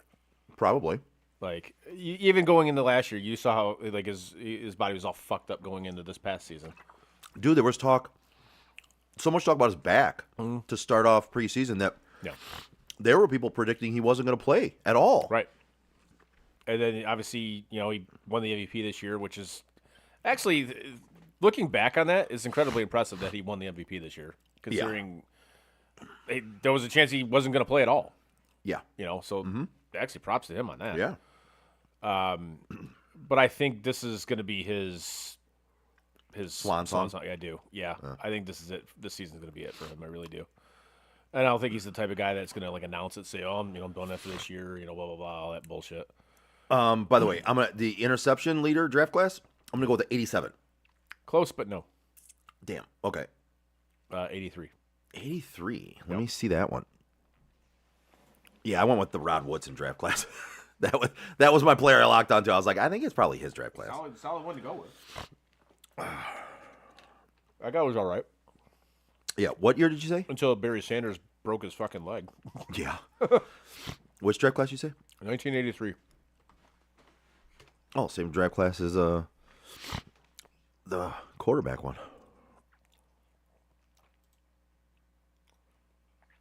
Yeah, so apparently the Rams did call Matthew Stafford today to inform him that they were going to draft Ty Simpson. Wait, what now? The Rams called Stafford today. Oh, and To said, tell "Hey, them we're they were- yeah. a smart move." Yeah. Which I'm sure, I'm fairly certain Stafford wasn't like, "Well, fuck you guys," No, But he's- like, no, no, he's- I get it. Yeah, he's like, "No, I'm you." We've had discussions. I'm not going to be in the league much longer. I'm trying to see the cornerbacks and the DBs in this. There's only so 83 long I draft. can stay away from my twat wife until I have to go back and be with her. I fucking hate his wife. She's man. she's such a twat. Oh, Daryl Green was in that draft. Yeah, that dude was okay. Yeah, it was all right. Let's see, Gilbert, Joey Browner. All the Ravens pick is in. It's gonna be Ruben Bain. Ruben Bain. I bet you. Yeah. Yeah, it's gonna be Ruben Bain. I'm going to stick with what I said. Pick number 3 or whatever it was. Yeah, I think Ruben Bain, with that news comes out, he dropped. It's the sweet spot for Baltimore. They get him where they get him at their pick. I mean, it couldn't have fallen any better for them. Damn, that sushi's good. It is really good. It's so good that I'm not even hungry, and I really want another couple pieces, but I'm not because I'm really not hungry. But it's really good. It is quite tasty. Actually, it wasn't even that expensive either, which is nice. I would recommend that to whomever wants to get sushi. Yeah, well, because in all honesty, like I think for the amount you paid for the sushi is what I paid for that chicken and everything too. So like for me, sushi, spend the same amount that I would have spent on fried chicken and stuff. Like Yeah, that's a great price. Yes. It's a great price. Yeah, it was. Like other places. Well, you sent me the picture of it yesterday, and I was like, fuck yeah. Well, like every other place yeah. I looked at, it was like $80 and above. I'm like, holy shit, dude. No. Yeah, that's a hell of a price. That's a hell of a good deal. There's a place like right around the corner from us that I wanted to try, and I was looking at it, and It was just it got good. ungodly It amount. gets like great reviews. Yeah. But I'm just like, no, I'm not. No, we're good here. No. It's like Lady Friend. She loves ranch, right? Yeah.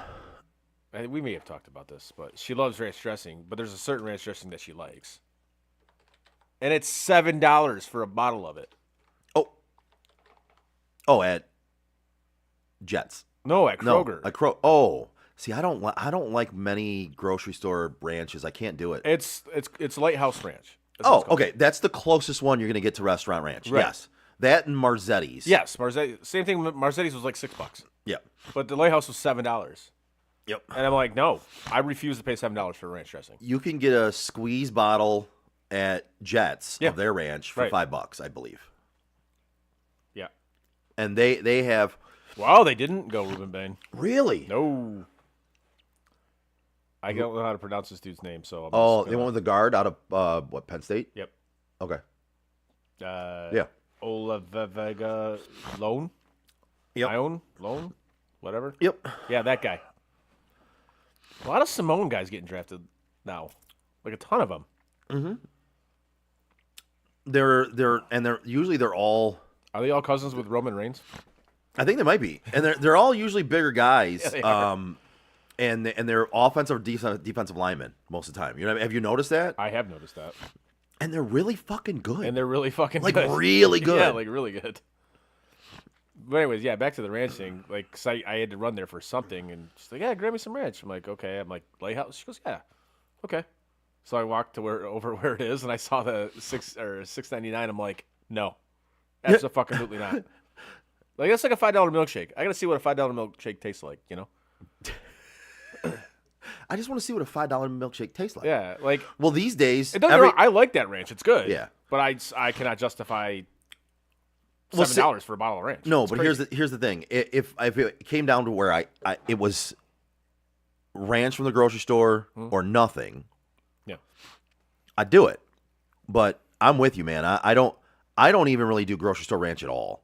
Like it's not really a thing I do. And if I ever do, it is one of those two. Yeah, like But it's very rare. the only one like I'm not a huge fan of, but if it's like the only thing there, I'll eat it is Hidden Valley. Like Hidden Valley, it sucks. It's awful. It's awful. It used to be like it was a kid. I loved it, but growing up and I actually, it's weird. We had this conversation about dressings from grocery stores at work. Oh, yeah? This last week. yeah, Yeah, it's most grocery store. and guess who bought her own? Yes, you did buy your own ranch, and yes, I do not love Jets Ranch. I think Jets Ranch is terrible. Jets Ranch is the best, bro. It is not the best. It's fucking amazing. No, there's something just slightly off about it. I don't know what it is. There's something slightly fucking perfect about it. Is what, that's what it is. But a lot of times I like to make my own ranch at home because, again, being in the restaurant industry, I know what Right. I know what to make and I know what I like. Yeah. If you make your own ranch, it is 1,000 times better than anything you will buy in a grocery store, even Lighthouse and Marzetti's. Yeah, I can see Making that. your own is 1,000 times better as long as you follow like a good recipe. You Well, do it yeah, right. yeah. Yes, it is by far and away better. Okay. But most grocery store ranches or dressings at all taste processed. It tastes like there's a ton of preservatives in it, which there are. Because there but, is. but like I don't like that taste. And I think the older we get, the more against that taste we get. When you're younger, your taste buds aren't Formed. yeah. Yeah. Like they're not your palate isn't that great when you're younger, right? So You ranch sound you like get you sound like a chop judge. yeah, well I do love food, bro. Yeah. But like if when you're younger, you don't care about that processed taste. It doesn't hit you as weird. no. The older you get, the more you hate processed foods because your taste buds are established and they're you've It's funny. refined your palate, Hidden right? Valley, we just saw a commercial for Ugh. Hidden Valley. Hidden Valley packets to make your own, yes. Fair. Hidden Valley bottle, No. gross. I'm with you 100% on that. It's not good. nope. But yeah, Jets fan. There's something just. Ooh, But I'm also the guy that gets made fun of for putting mayonnaise on and in like fucking everything. Mayonnaise and sour cream for me are my go-to condiments yeah. for any sauces. Like even like if I'm making a crock pot meal or anything, like a lot of that times I use those two things to make a sauce, a gravy, or anything like that. And Really? Oh yeah, and I put sour cream. I put sour cream on most anything. Like if I sit down to eat a meal, 99% of the time I want sour cream in front of me to eat with my meal. You're like the opposite of our buddy CJ, who just ate condiments. No, he's no. Like, Well, flat out, no. I do know somebody who hates mustard. Yeah, as do I. Yeah, same person who hates gnomes. I sort of got to when I heard that story, That's fucking great. I thought it was a joke. I did. I when he told me it when we were on the golf trip last year. You're like, you're fucking I'm kidding like, me, right? there's no way, because you had mentioned it before I had met him. Something about that. Yeah, because we found it funny. We were Right. joking around about it. And like, I was always the one where I'm like, I'm not going to. We called a truce on like pranks and shit because I thought I was going to get fired one time for a prank I played on April Fool's Yeah. on my boss. Oh yeah, I remember that. Yeah. Yeah, the screaming goat. Yeah. So we, Sean and I knew if our feud went on, we're the personalities that we're gonna try to top each other. We're both gonna end up getting fired at some point doing pranks on each other. Yeah. So I said I'm not doing that shit, and I will not do the mustard thing with him. I kind of talked about the gnome thing with a couple people where I was like, I'm not responsible for it. I'm not doing it. Like I'm a consultant. I'm not actually doing it. You guys brought it up. I'm just giving you my opinion. Right. But yeah, I mean, it's kind of funny. I would never fuck with him over it really, other than like I talk shit to him about it every once in a while. But I thought it was. it is an odd one, man. It It's is funny. a very odd one. I never thought that was like a real thing. I'm like, there's no way somebody's that terrified of mustard. Yeah, But apparently, and gnomes. and gnomes. I'm like, but yeah, that's a real thing. I couldn't believe it. But yeah, like I said, we talked about it during the golf trip last year. I was like, oh man. Oh man, Ruben Bain to Tampa Bay. good pick for Tampa. Very good pick for Tampa. Love that pick for Tampa. I do too. That's an incredible pick for Tampa. Value pick, if you think about it, because he fell that far. I think he kind of almost had to take him there, no? I would have. Yeah, absolutely, I would have. Yeah, I like it. That's a solid pick for Tampa. Sorry, texting good night to my kiddo. Okay. She messaged me good night. So love you. Where am I at on my questions for you? Oh, here, let me do one. Oh, you It's go been- ahead. It's been you all night. Let me do it. You go ahead and do one. Yeah. Yeah. Let me get this. Yeah. Let me do that. Right there. I see the Bain family, like they coordinated outfits and just wear brown or whatever color that is. In the last 10 years, Yes. who has spent the most draft picks on quarterbacks? Cleveland Browns. No, they're tied for second though. That's one of the reasons why I saved this one, because I was like, I know whoever was going to be here was going to guess Cleveland, and I'm like, yeah, they're tied for second with. So Cleveland's tied in second with 3 other teams, Okay. and then there is one team that has the most draft picks spent on quarterbacks the last 10 years. It's got to be the Jets, no? They're one of the teams tied for second. Of course. Another reason why I chose this one is because I knew it was going to be a little difficult. Really? And here's the thing. You're going to think of all the shitty teams that have had shitty draft pick quarterbacks. I'm going to tell you right now, I'd be fucking shocked if you got this. Because if you'd have asked me this without me looking at this, I wouldn't have gotten it. 49ers. No, they're not even in the top, let's see. Well, that's They're not even in the top 8. Okay.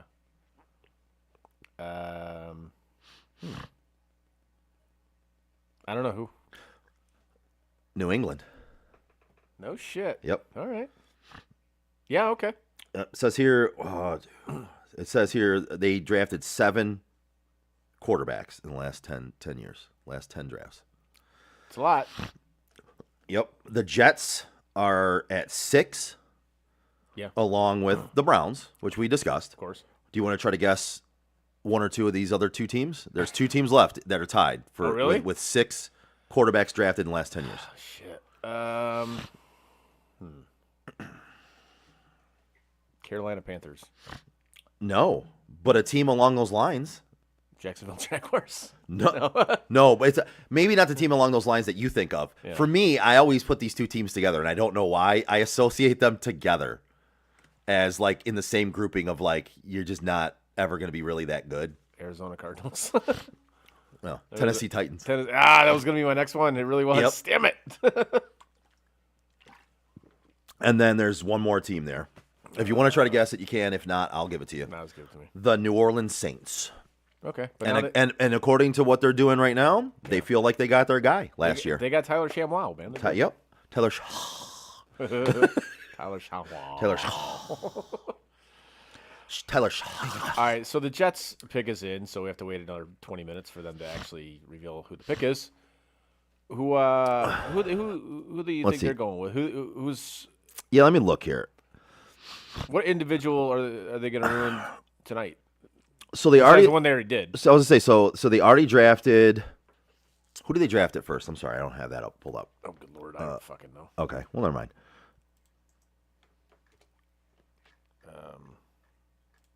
You think I remember that? I know, right? Was it? Oh, David Bailey? David Bailey, yeah. Okay. So what would David Bailey address defense? Red says, "There you go, Chris. Miami to the Bucks. Mofo had to be warm. Luckily, it's good. Brett, that's a good pick for the Bucks. I think it's a really good pick for the Bucks, Yeah, I do. I absolutely do. especially there. Yeah, Yeah. I think it's an excellent pick for the Bucks. But anyways, You know what's I could see them. I could see them doing 2 different things here. I could see them going offense here. They went with a really good. They did go offense. They did. Hold on. Can I try to guess? Because I'm not looking at who got drafted yet. Yeah. Makai Lemon. No, Oh, hold on. but hurry up. I will.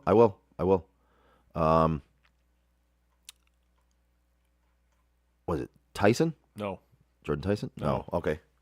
Who? well, you can look at it now. Oh. Oh, good God. Wow. Such a good.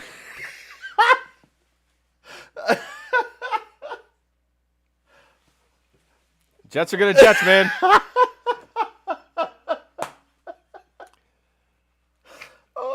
The only thing better than this would have been if they fell to Detroit and Detroit drafted him. Oh, I would have been it, man. That Frank would have. Dude, that Frank drop would have been. Oh, fucking perfect. if they draft a fucking tight end, I quit. It's still.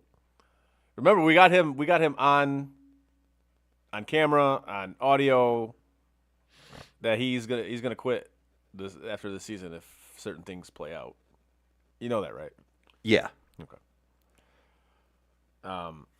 But yes, again, the Jets are gonna jet, man. I honestly don't feel bad for you Jet fans. I really don't, because you put up with this shit year after year after year, and you expect it to get better. When this organization, they rank players based on fucking Madden rankings. This is how they do things. In The that Jets? Yeah. organization. Yes. Yeah. Like, and I'm not saying that as hyperbole. They legitimately do things based off Madden rankings. Yeah. So, I get it. I don't feel bad for you Jet fans. I really don't. You know, once you see it that an organization doesn't give a fuck about you, why would you give a fuck about them? For what? Yeah. But no, you're gonna continue to support that garbage.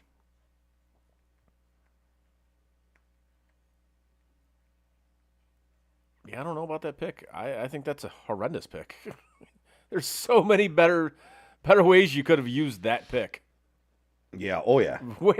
So many better ways. I don't understand it. Jets are gonna Jets. Oh my God. That's terrible. Like, I don't mind the first pick that they had, but this just makes 0 sense. 0. It's man, the Jets are so bad. So And they have so many spots to fill. To me, that's worse than drafting a running back in the first round. yeah. I mean, unless you're drafting. Oh, it's gonna be Lions fans are gonna get pissed. Oh. Disrespected. What? Why? Because you know how they always bitch and Oh. they always take a commercial before the Lions pick. Oh God. Disrespect.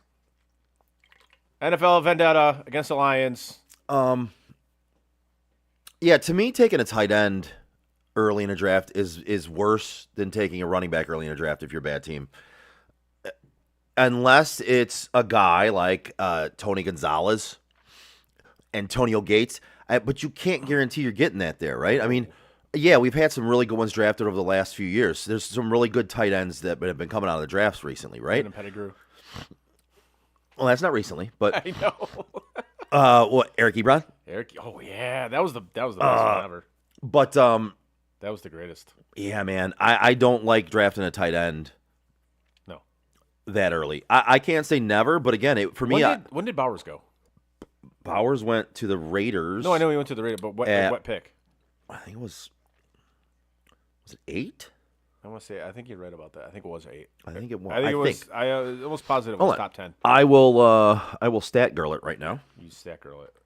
But that's one that worked because that dude is arguably the best tight end in football. Arguably. Trey McBride is a guy that, I mean, he was gotten in the second round, right? I mean, yeah, round 1, pick 13. I don't know why I thought 8, but yeah, All right. pick 13. But still. Okay. Yep. Yeah, and again, he's turned out so far to be arguably one of the best tight ends in football. Yes. That was a rare, smart decision by the Raiders. So good job. And Yeah, I mean, that was a smart pick for them. It panned out to be a smart, but again, it really didn't though, because again, he, as good as he is, he didn't improve their team enough to win a bunch of games. No. You know what I mean? Like, you could have the best tight end in football, and you're not winning anything no, if you don't have pieces around him. True, but I just think the whole situation there is an absolute fucking disaster. Like you're bringing in Pete Carroll as your head coach, like the corpse of Pete Carroll. What are we doing here? Like that's how when they brought that guy in. That's how I'm like, this is not a serious organization. It just isn't. Yeah. No. All right, we got the Lions up. You want me to ask you another trivia question? Or are we going to talk about? Well, let's talk about the Lions draft pick and who we think. I think they're going to go offensive line here. I do. I think they should go offensive line, personally. I think they should, and I think they're probably going to get Freeling here.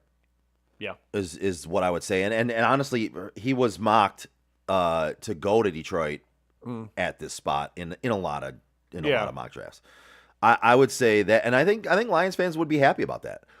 I don't think there's a Lions fan that would look at it and go, "That's fucking awful." I think there's a lot of Lions fans that would look at it and say that's fucking awful. When they need an offensive lineman, I mean, you know what I mean? Like, Joe, you know Lions fans. yeah, I mean that's true.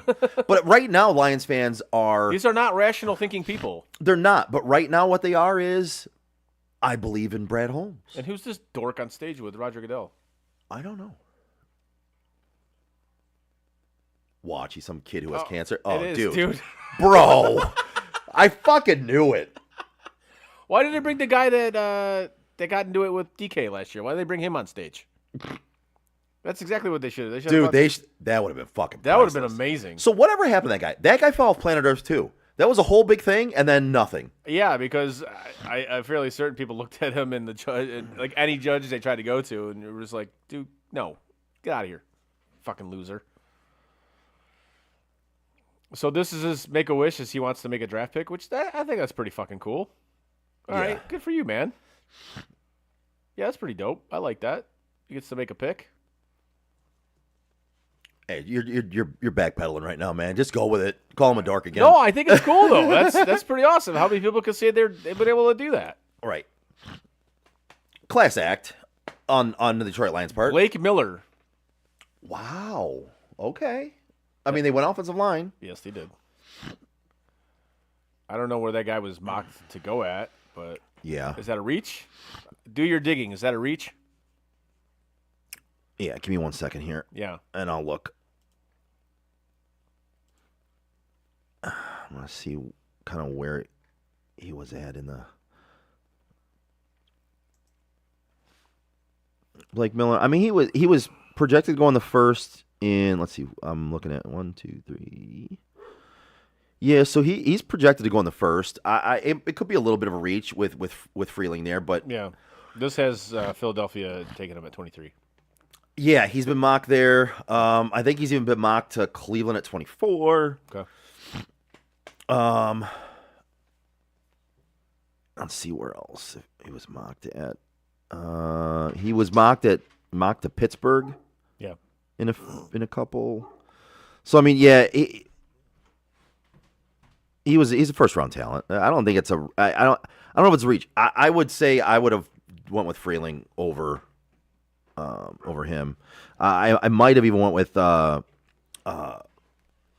don't know remember how to pronounce his last name. Arizona State Max Ihenaker. Yeah. But again, you might be splitting hairs on those things.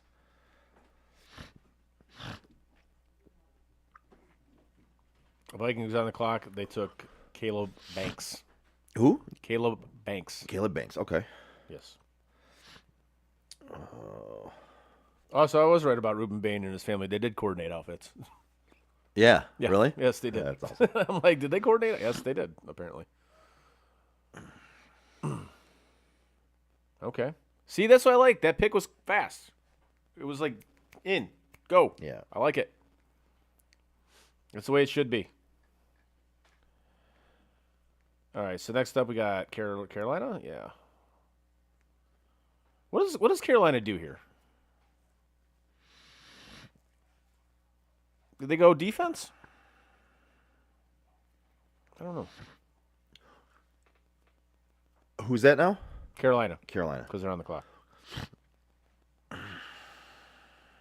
Man, that's tough. That's tough. All right, so put it just obviously they had a successful season last year. They got to the playoffs, right? Yes, which again, I'm just gonna pat myself on the back a little bit. You called that. Great You call. did. But they are, despite making the playoffs, they have a lot of holes, right? So They do. they could go in any direction here. I think it'd be smart for them, being that they did make the playoffs. They are a decent enough team. They made the playoffs. Like, go with a trench guy here and build that up for yourself. You could take other things, other places. I would go with the trench guy. I always err on that side, man. I really do. What was their biggest issue when they in that playoff game last year?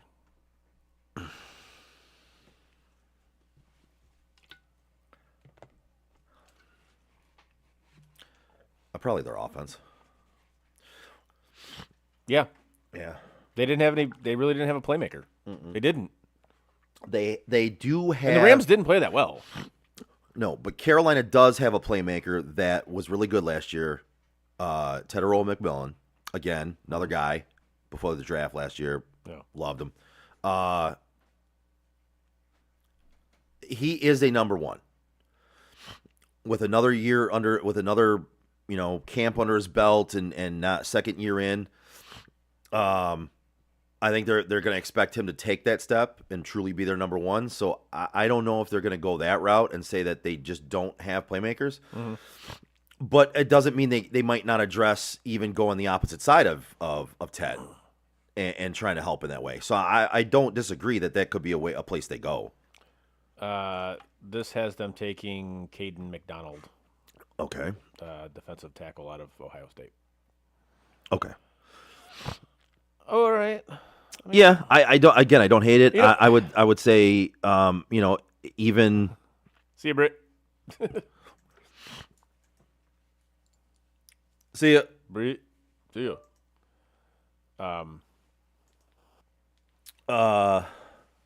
What was he said he's from Ohio, suspect. And then he was talking about the Lions pick. Gotcha. Yeah. Yeah, I would say, well, Caden McDonald's is a defensive tackle out of Ohio. Good Lord. What? Out of Ohio State. Yes. I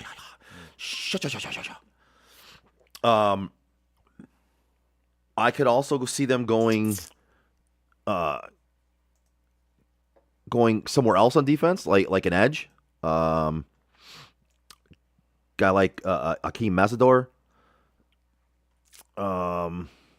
Maybe even Mason Thomas,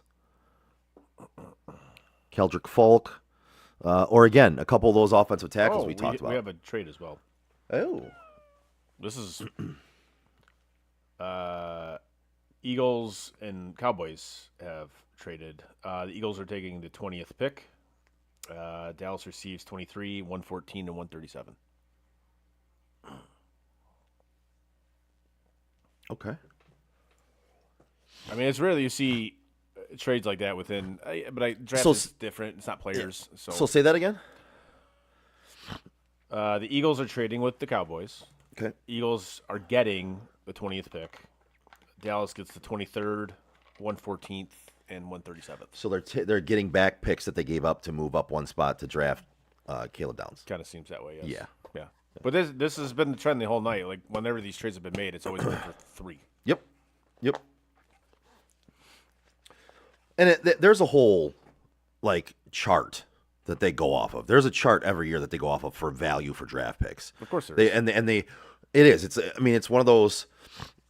It's a metric thing, right? It's a numbers thing. Analytics. Yeah, that was the word I was looking for. The khakis in the room, baby.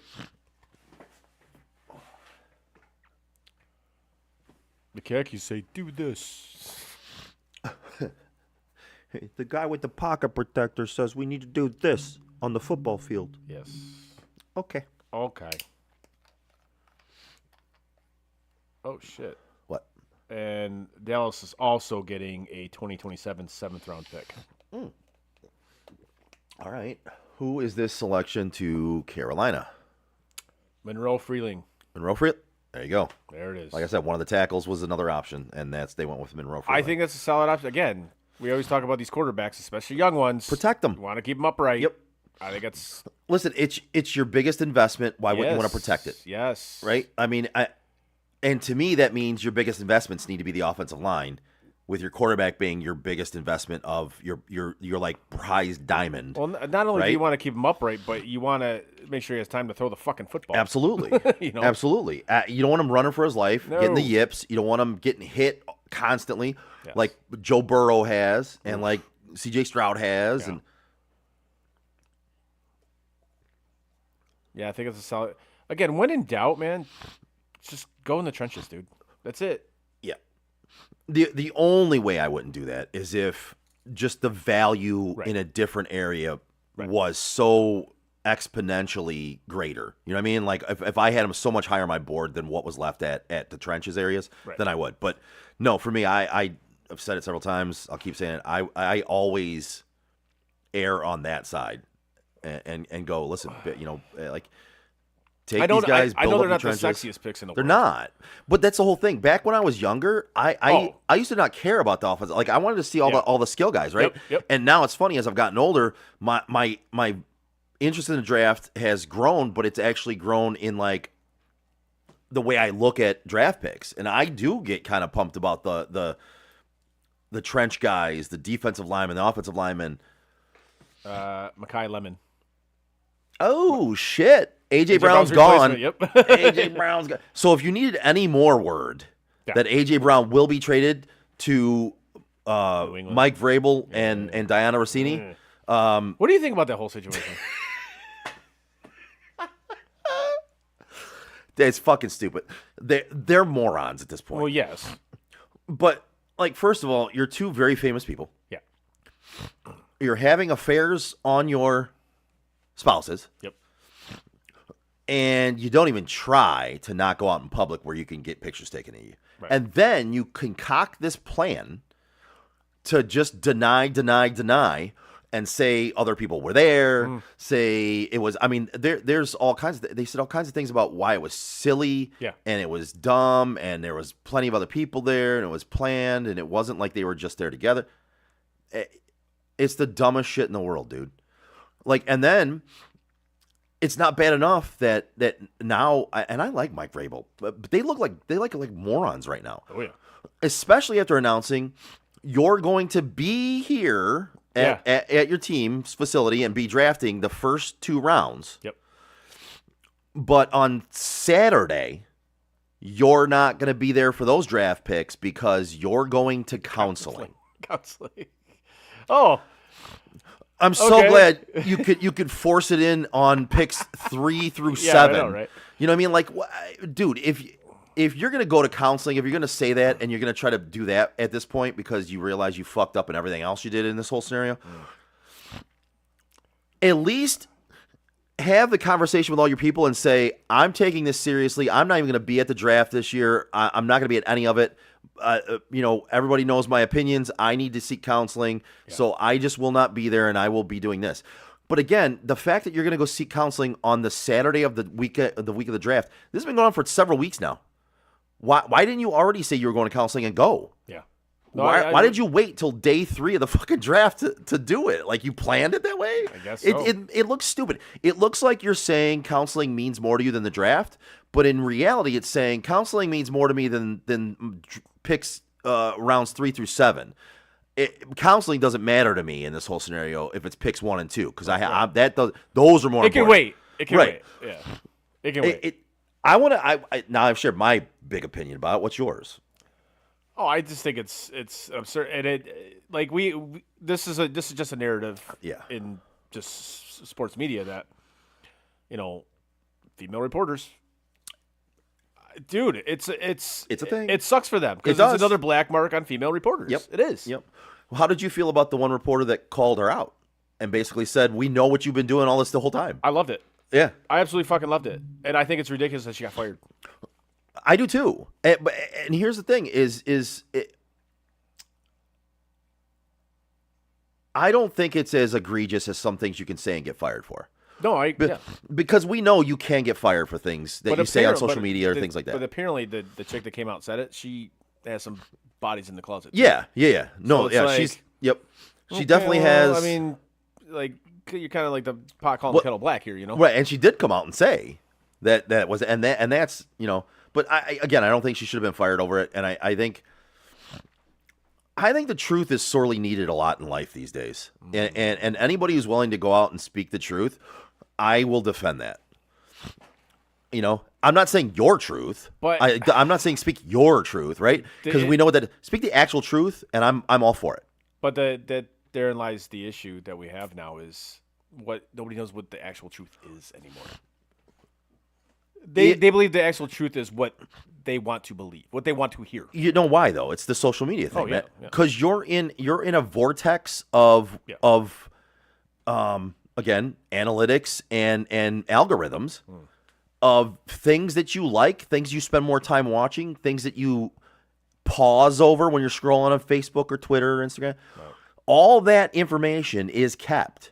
And they funnel information that you like. If you scroll past things really quick, you're never going to see those things going forward. Right. Because they know you don't care about it. If you pause on a picture, if you pause on a news story, if you click on a news story, if you click on those things automatically, like, oh, we need to funnel these to this person, right? Yeah. It doesn't matter what the topic is. It doesn't matter whether it's something that's good, bad, indifferent, right, wrong, indifferent.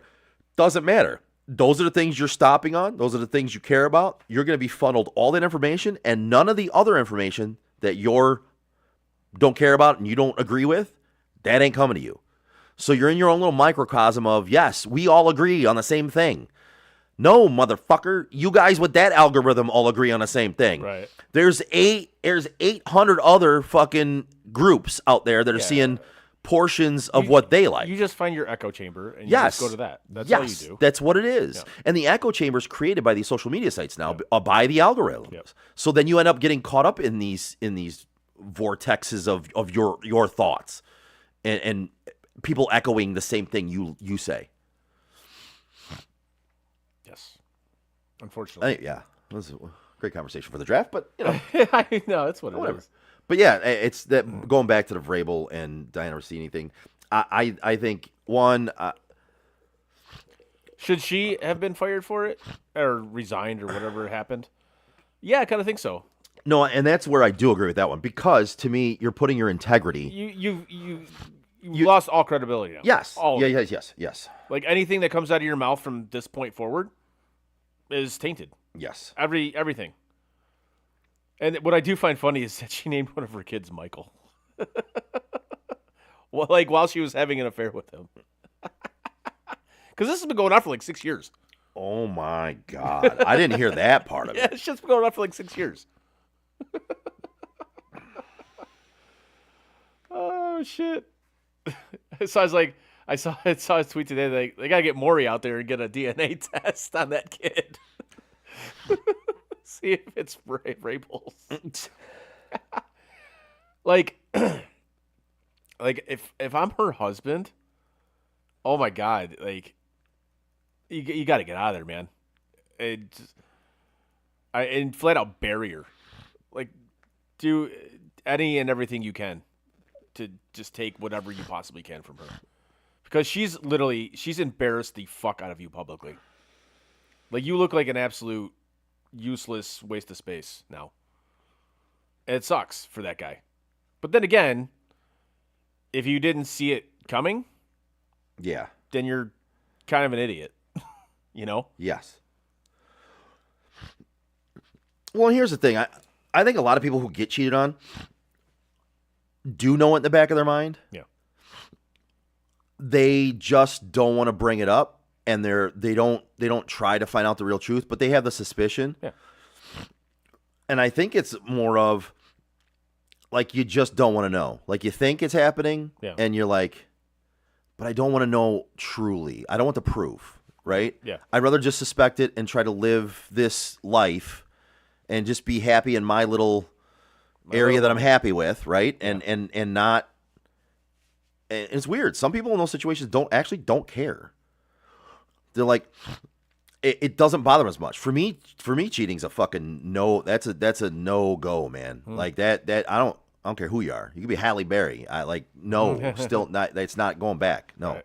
like to me, you can't go back. You can't. There's no going back from cheating, in my opinion. Oh, the I don't know how you Steelers feel have about made that. their pick, by the way.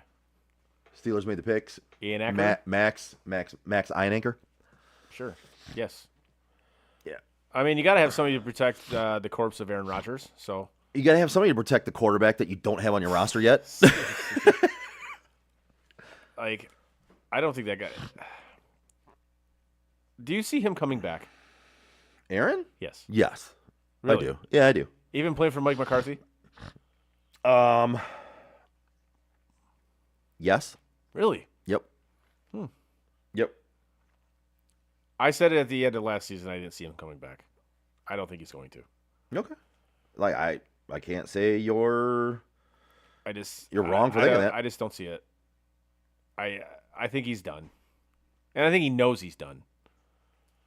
And he wants to go with his fake wife or girlfriend or whatever he has, and go do a bunch of drugs. Yeah. You know, on some retreat. All right, nice, good job, ESPN. Way to dude. Yeah, you're showing somebody's ass? Come on. That's gonna be on social. That'll be on Twitter in the next fucking 2 minutes. Absolutely. The Steelers drafted an ass. Nice job, ESPN. Not only your coverage of this, not only this, but your coverage of the Stanley Cup playoffs has been absolutely dog shit. Dog shit.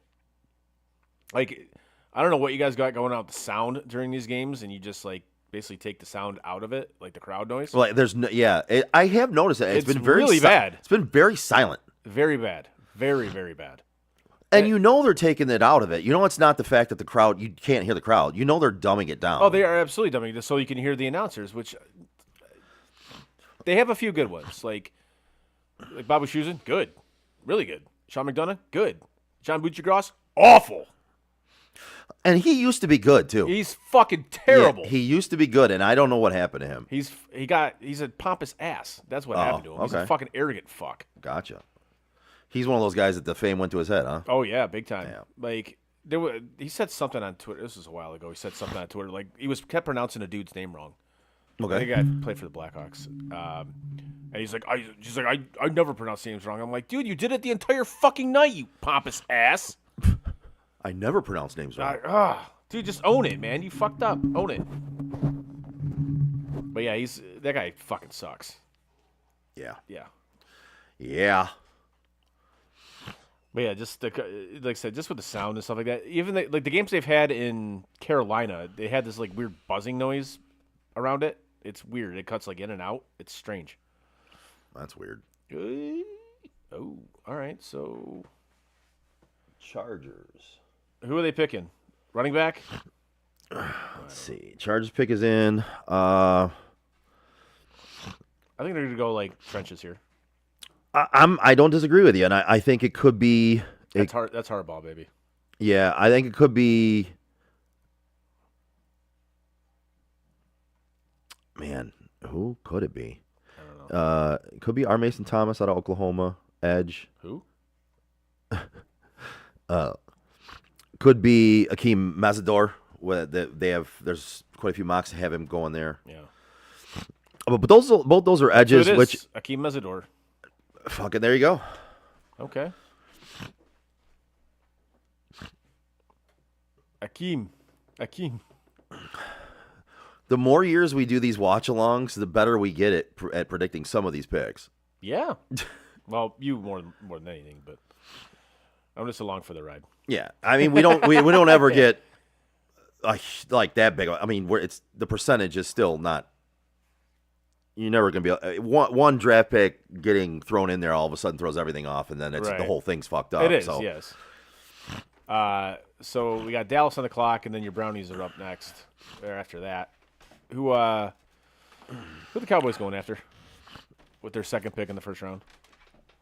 Man.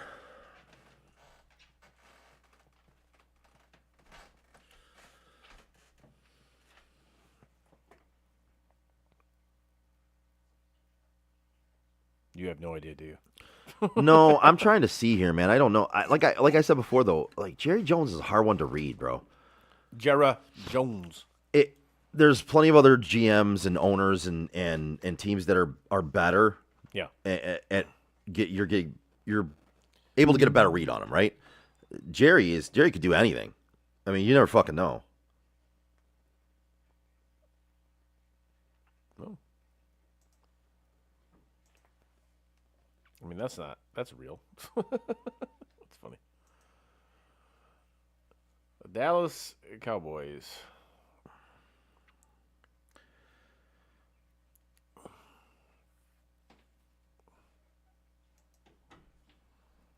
All right, let's see here.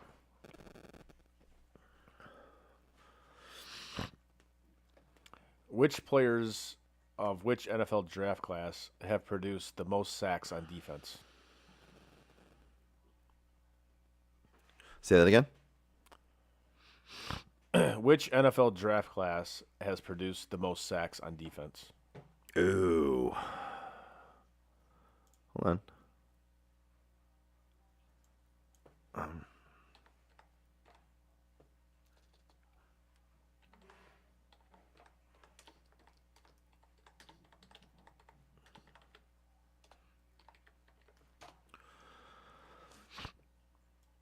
Okay. —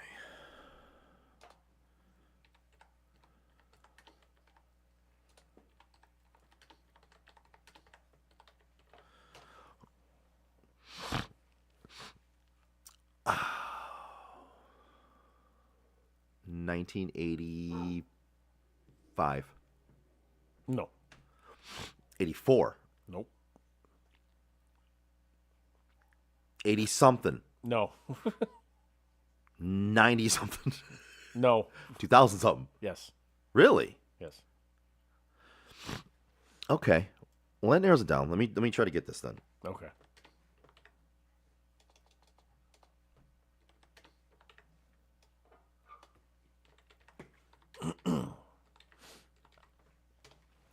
This is a really easy one. I would have gotten it. Really? No. Oh. I'm like, what? Seriously? Absolutely not. No. Okay, so if I'm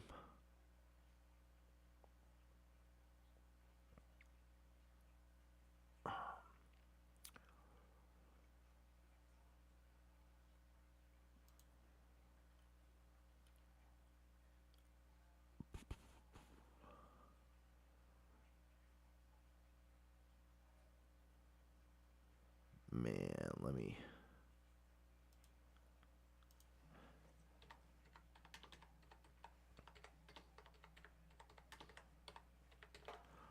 Sorry for silence. Yeah. You can at least make fun of me or something while I'm. You're not going to get it right. 2011. Yeah, because you just looked it up. You Googled No. I didn't. I'm telling you. Look, I looked up Von Miller and what draft he was in. I can see it. You can clearly see it right here. I looked up Von Miller and when he was drafted. All right. My search right here was Von Miller draft class.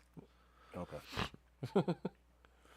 What NFL draft? But you also narrowed it down. So I was looking at sack leaders that were drafted in the 2000s. So I was like, all right, well, I think it's probably Von Miller's. What NFL draft class since 1970 has the most first-team All-Pro selections? Are you fucking kidding me? No. I'm gonna fucking get this one, dude.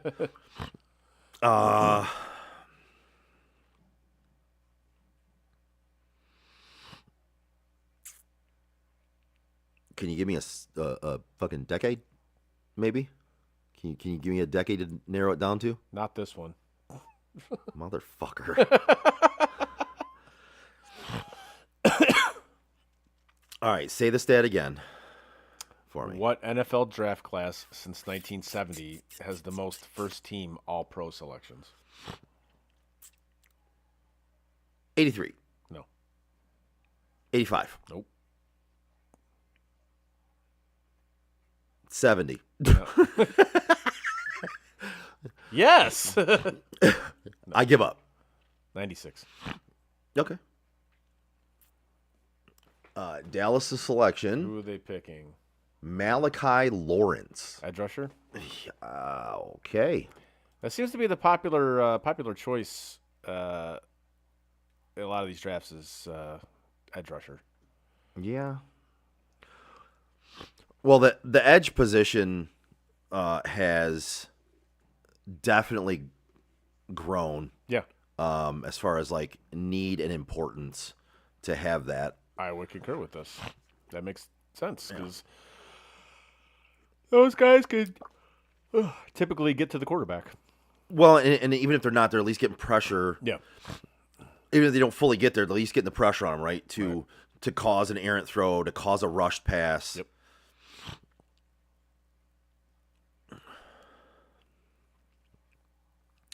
On the clock for the Browns. Brownies. Browns. The Oh, Browns. we have another trade. That'd be sweet if it happened, though. I mean, yeah. Are you guys going to stack a bunch of picks? Dope.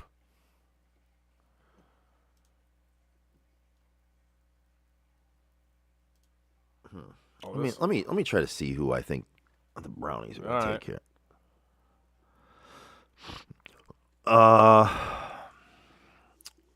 I'm gonna go.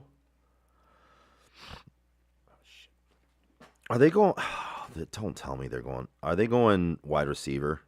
Who, the Browns? Yeah, They could.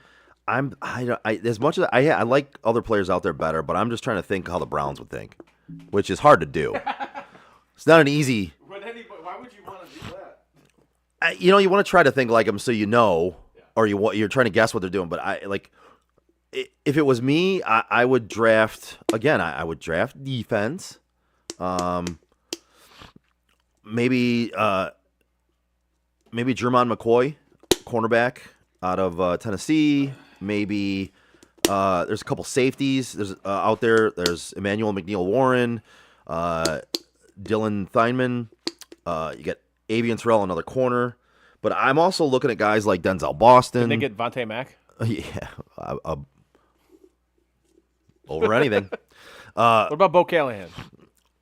Okay, but his teammates didn't go to his birthday party. Allegedly. They didn't. They didn't. It was confirmed. They didn't go. But I'm looking at guys like Denzel Boston and Omar Cooper Jr. Out of Indiana, and I could see the fucking Browns doing that shit, man. I really can. Do you want him to do that shit? I don't. I don't.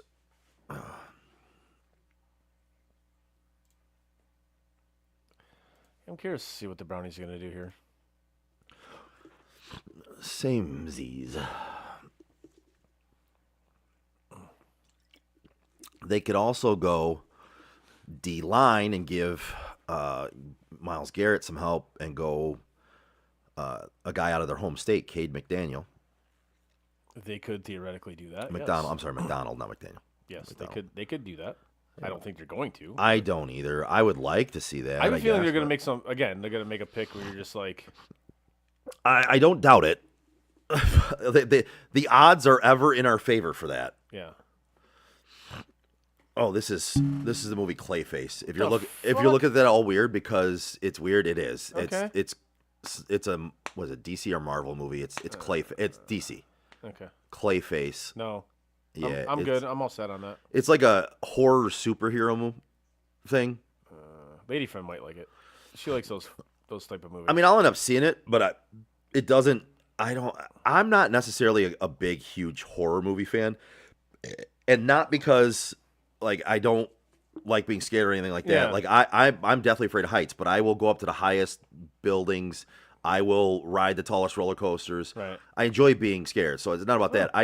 There's a lot of horror movies that they just don't deliver. yeah. And it's just gore. It's like slasher. Yeah, it's like slasher stuff. Like, and I still go see the Scream movies and stuff, but those aren't really horror movies to me. Those are like cheesy, campy, Yes. you know.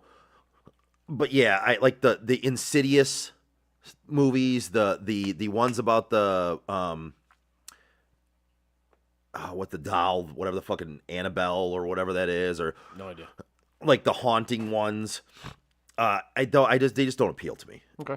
So that for me is what makes me not want to see that one. Now, being a superhero movie, I'd be more down for it. It was just superhero. I'd be down to see it, even if I don't really know the character. I'll go watch it. But that type of horror comic, no, I'm good.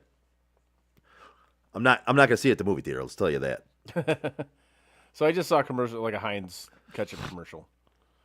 And I think that's, are you a ketchup on eggs guy? No. Yeah, me neither. No. I think it's disgusting. Hot sauce.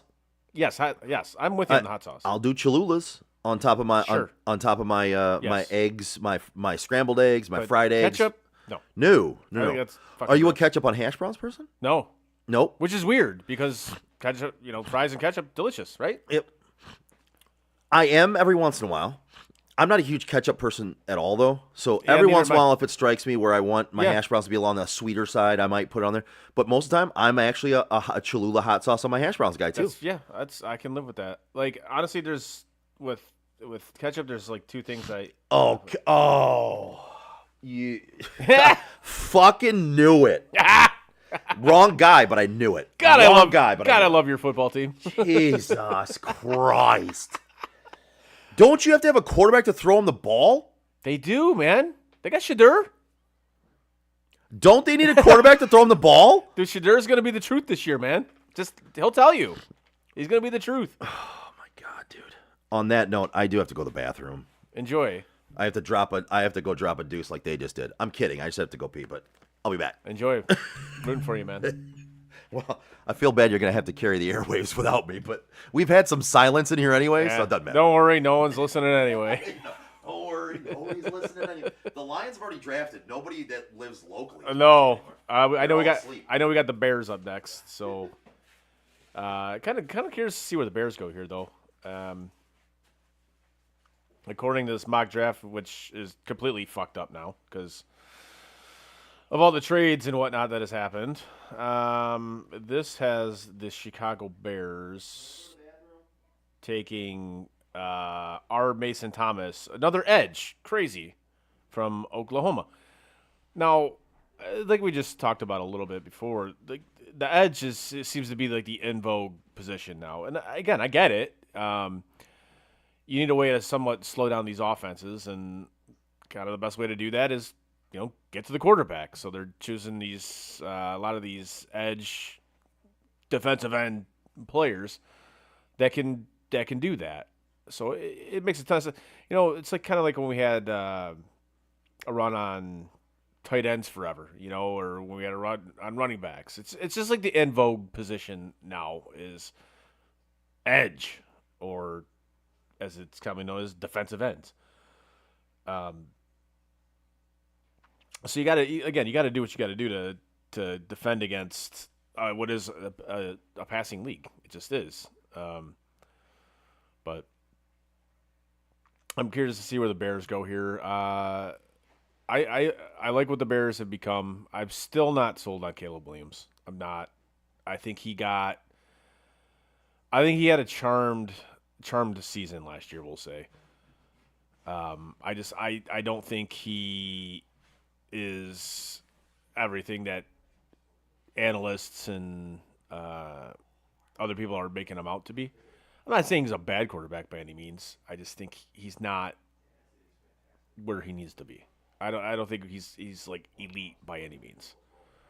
Like you look in that division, you have Jared Goff and Jordan Love, and he's obviously better than anybody in Minnesota. J.J. McCarthy, that dude done. But as my co-host waddles his way back down here, talking about what the Bears are going to do, and again, it looks like they're going to go. According to this, they're going to go edge rusher. Okay. Which again, that's like the en vogue position now. It just is. It is. It really is. And we talk. I mean, we've said it several times throughout the show. And I mean, I've said it. When you're upstairs talking about like how it used to be the run on tight ends. When everybody had to pick a tight end. Yeah. Or times you had run on running backs. You had to pick a running back. Yep. Because that's the position now is edge rush, because in this league, which is pass happy, you have to have a chance to slow down offenses, and the best way to do that is with edge rushers. Yes. Agreed. So I get why that's like the sexy position now. But we'll see what the Bears do here. Did they get Caleb another weapon? I mean, they could. They just traded DJ Moore. They did. To your team. Yes, they did. Which, by the way, I have a really good feeling about that connection between Josh Allen and DJ Moore next year. One can hope. That would be nice. I would like that very much. Chicago Bears.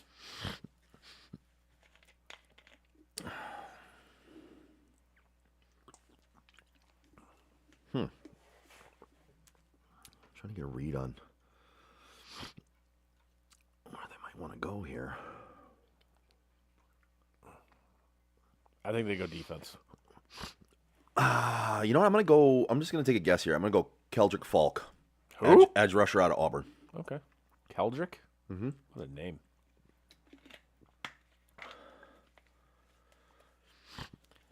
Keldrick.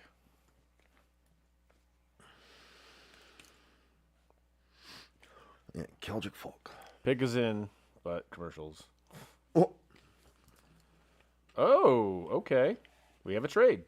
Oh. The Bears? No. Oh, okay. Houston has traded up 2 spots to Buffalo's spot at number 26. Oh. So the Texans get 26. Look at your Bills doing what you wanted. The Texans get 26 and 91. Okay. And the Bills get 28, 69, nice, and 167. I like it. Yes. Now it is my turn. That's good. Yeah, that's a good trade for them. Yes. That's I like it.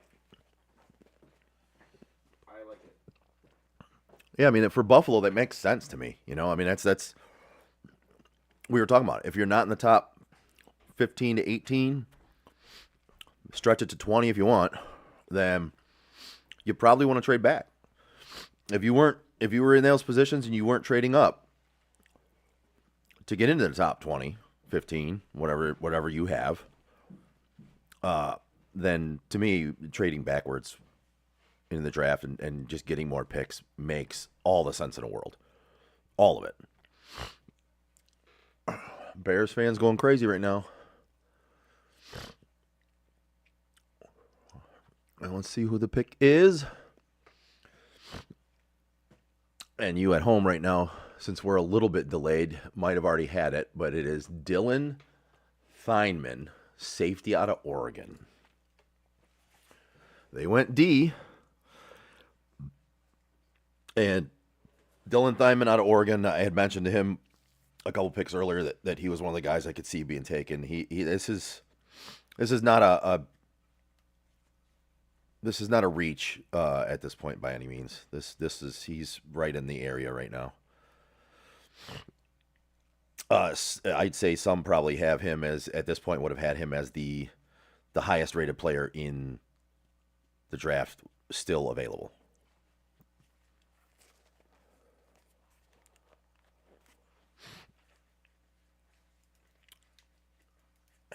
And he is strutting.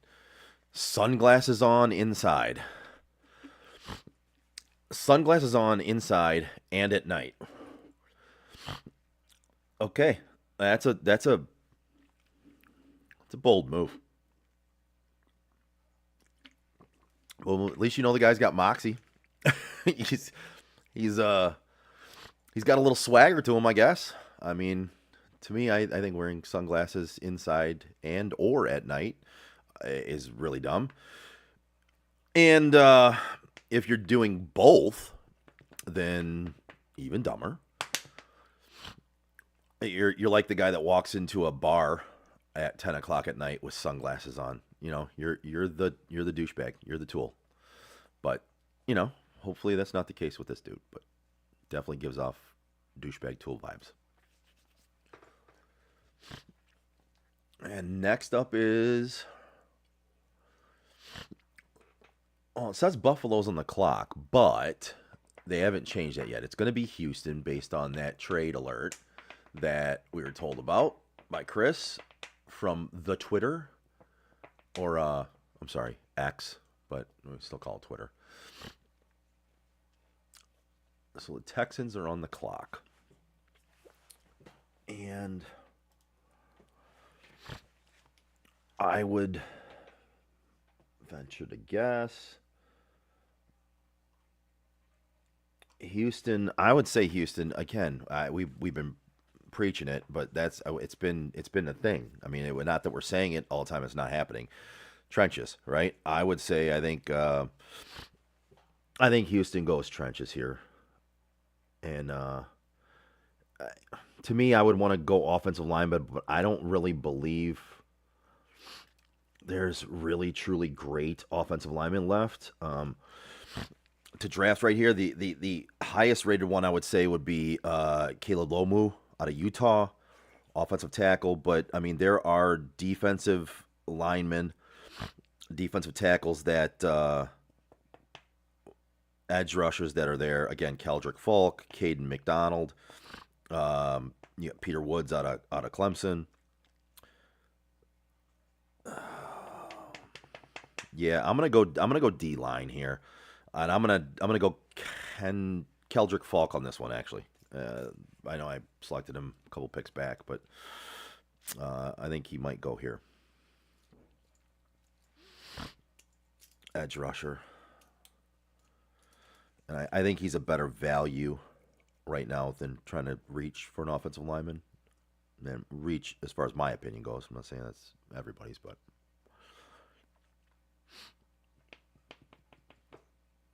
And it says the Texans pick is in.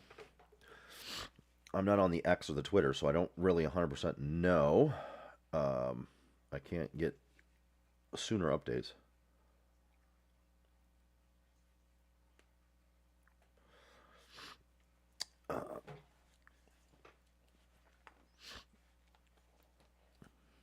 Let's see if they. I'm gonna choose a couple here because if they're gonna go defensive line, I'm gonna go Keldrick Falk.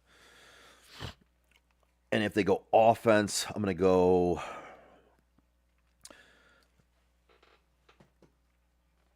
If they go defense, I'll do Keldrick Falk and or Cade McDonald. If they go offense, either O-line, which would be a smarter move if you went offense with Caleb Lomu out of Utah, or if you go a route that I really don't think you should, and you go for like a skill position, maybe an Omar Cooper Jr. out of Indiana.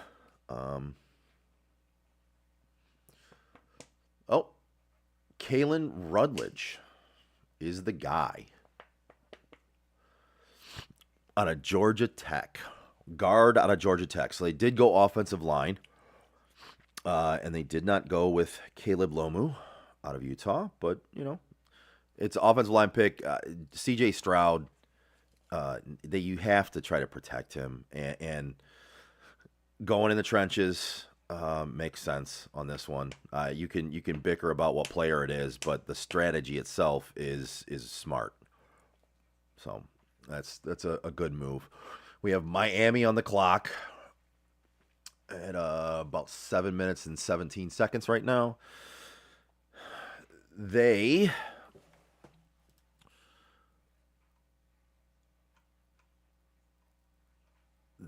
needs would be, let me see here, find them. Let's see.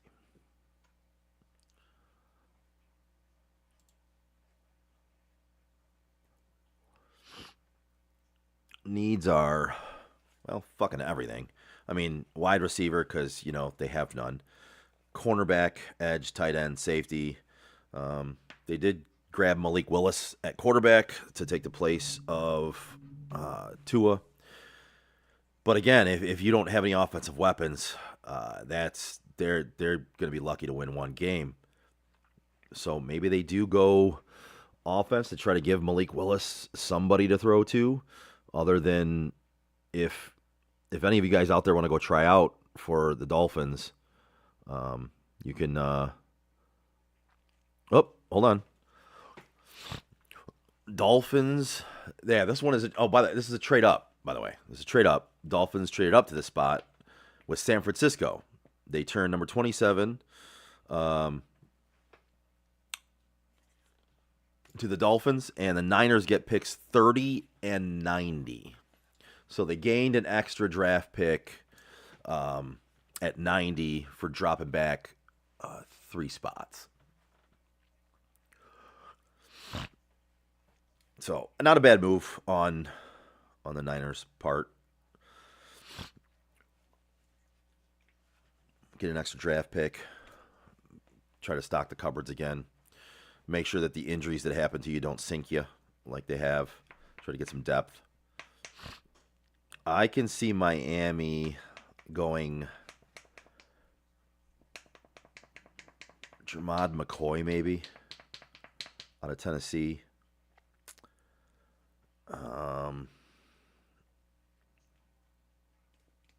Maybe, and here's what I actually like this kid. He's out of Toledo, same as Quinyon Mitchell was, and you don't get a lot of recognition playing for smaller schools, but Emmanuel McNeil Warren is a really good pick at safety at this point in time. I think some of these guys that play for these smaller schools are better than what people really think about and talk about, because they're so used to the bigger schools like the Michigans, the LSUs, the USCs, all the bigger ones. Toledo, back in the day, Marshall got some recognition, obviously, because Randy Moss and was it Chad Pennington, and but yeah, some of those smaller schools, if you start looking at some of those players, they're really good, and they just don't get the opportunity to showcase it like some of the bigger schools do.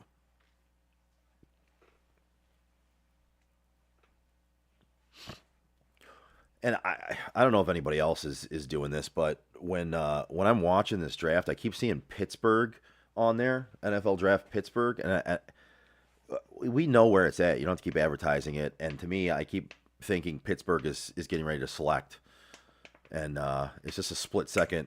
Oh, Pittsburgh's up again, and then no, you dummy. They're just advertising where it's at constantly.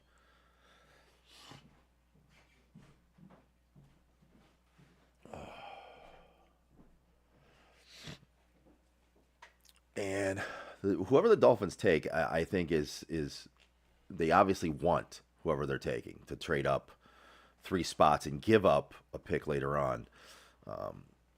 I don't really see anybody here being that great of a selection, and they take Chris Johnson, cornerback, out of San Diego State. So they did go defense. They did go defensive back. Wasn't one of the 2 players that I had said, but they ended up going defensive back with Chris Johnson out of San Diego State. So there was another trade while you were up there. Yes. The Dolphins traded with the Niners. Niners traded back. Okay. And Dolphins traded up. It's probably smart on their part. Yeah. And the Niners they dropped back 3 picks and got an extra pick at number 90. Okay. Yeah, I mean, again, it's a very small move, but it's a very smart move. You know what I mean? Like, if you don't love anybody at this part of the draft, which at this point in time, let's be honest, we've talked about it. I don't think there's anybody out there right now that you really love taking in the first round. No. I think a lot of the guys that are out there right now are second round talent. There's a couple that might be first round that I would take a shot at, and I talked about one of them a few minutes ago, and it was Emmanuel McNeil-Warren out of Toledo. Right. And I talked about how, that was where Quinyon Mitchell played. And some of these smaller schools, they used to get recognition like Marshall with Randy Moss and Chad Pennington. Chad Pennington. Nice. But, yeah, it was a nice pull, right? Yeah, it was. And then, like Toledo. Did they trade it again? The Bills traded back into. Oh, good Lord. What did they do here? The Bills traded backwards. All right, so the Bills traded 28 to New England in return for 31 and 125. So the Bills are stocking picks. They're stocking picks. Which is exactly what I wanted to do when we started this. I'll be honest with you. The trade between the Niners and Miami, the Niners got more for trading back 3 spots. They got picked 90 instead of 125. But again, it makes sense, right? But the Bills already have, 69? Yeah. Yeah, but again, I think they might have been able to get something else in there better than 125. But again, it's pulling hairs there, right? Yeah, I mean, it's splitting hairs. It's one of those things where you're really not going to make the trade because it was 25 draft picks. Yeah, I'm not past where you wanted to be. The difference between those 2 players is minute at best. Right. Who does New England take here? Why did they trade up? I don't know. It's a little odd to see trades within a division. Yes, it is. Like this. We've seen a few tonight. Yeah. With the Eagles and Cowboys making trades. Yep. Bills and Patriots right here. Yeah, it is very strange. It's a little odd. It is very, I would agree with you on that. It's almost like these teams that are doing it just don't give a fuck. They're just like, honestly, we don't think you're going to hurt us right now. There's nobody here that is that great. Right. So go ahead. Sure. We'll stock up some extra picks later on in the draft when the value's better. Caleb Lomu. Okay. That I was talking about him a little bit earlier. Yeah. So the Bills going to trade again? So they're just going to trade completely out of the first round? I'll be honest. I like that pick for New England. Yeah, it's solid. Again, and we're saying it all night, the trenches, right? But we keep saying it, and they keep doing it. It's not like we're saying it, and we're just wrong. It's the way teams that win build. Yeah, and it's teams like Kansas City getting Creed Humphreys, and it's Kansas City drafted an offensive lineman, New England, offensive lineman, San Francisco, that's where they go, man. The winners in the NFL, that's where they short up first and then branch out from there. I'm curious to see what the Bills do with all these picks that they have now, because they have a bunch of picks now. It's awesome. I love it. I mean, they're probably going to stockpile for depth, right? I mean, at this point in time, that's what you have to do, right? I don't think we'll eventually, when this draft is over with in years down the road, we're going to say, yeah, there were some steals in there, right? Yep. But I think right now, you're looking at this draft and you're like, all right, well, I don't think anybody really truly stands out above anybody else right now, right? No. There's still levels to it, but it's not like it's there's guys out there right now that are like first round talents that you're going to get in the second round. Right. Just not the case. Unless somebody comes out of nowhere and just fucking excels, which happens. But yeah, stockpile the picks, build your depth, make sure injuries don't hurt you. Yes. or use it to make a huge splash in a trade. Which you could. Listen, if you covet somebody in the second round now, Yeah. you have extra picks to jump up and get him, right? If your guy in the second round is there and you think he's not going to make it to you, you have the ability to now jump up and get your guy.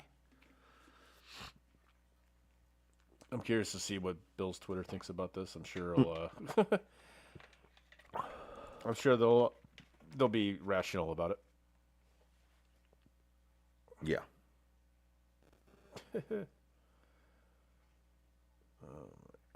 Let's go. Let's see what we got here. No, I like it too.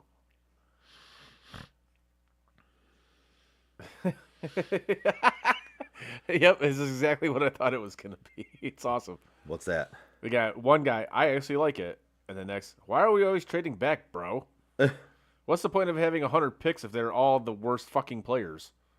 Fuck you, beanbag bitch. We need a first round pick and a good one. You fuck us every goddamn year. You beanbag bitch. I mean, this one is like an extra pick, and we only moved down 2 spots. I like it. Being kind of cooked with this one. Holy shit, we have pick 69? That makes it all worth it. Oh, my God. I feel like Bill's Twitter Oh, it's funny. is almost exactly like Bill's Mafia in real life. it's It's a scene, the man. online version of Bill's Mafia bullshit. You know what I mean? Like, it Yeah. just is. It's a scene, man. It's It's entertaining.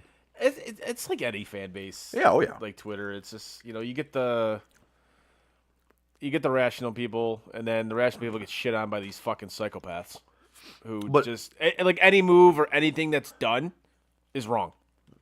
It's terrible. It's the fucking worst. Which is just as bad in the opposite direction as what we talked about earlier, where Yes. everything's always sunshine, rainbows, and Yep. unicorn farts. You Yep. know what I mean? Absolutely. Like both things can be true, guys. Like they can when the team plays well. Yes, Or I will makes a great draft pick. I will praise said team, Right. or said player. When they fail, When they fail, I will criticize said team, said player. And no, I will not apologize for criticizing said team or player because that's just stupid. But again, there's one dipshit in this fucking market that thinks you should do that. Because that guy's a fucking idiot. And frankly, he should just go back to where the fuck he came from because he knows nothing about this fucking sports market. So, God, when I saw that, I was like, you gotta be shitting me, man. Like, that's how you really feel? And of course, the Red Wings didn't make the playoffs because the fans were hard on them. So, yeah. it was the fans' fault that the Red Wings didn't make the playoffs. Yeah, because the fans were the ones responsible for The fans for- were hard on him. The fans didn't support him. Yeah. Uh-huh. You gotta support the team no matter what. Oh, okay.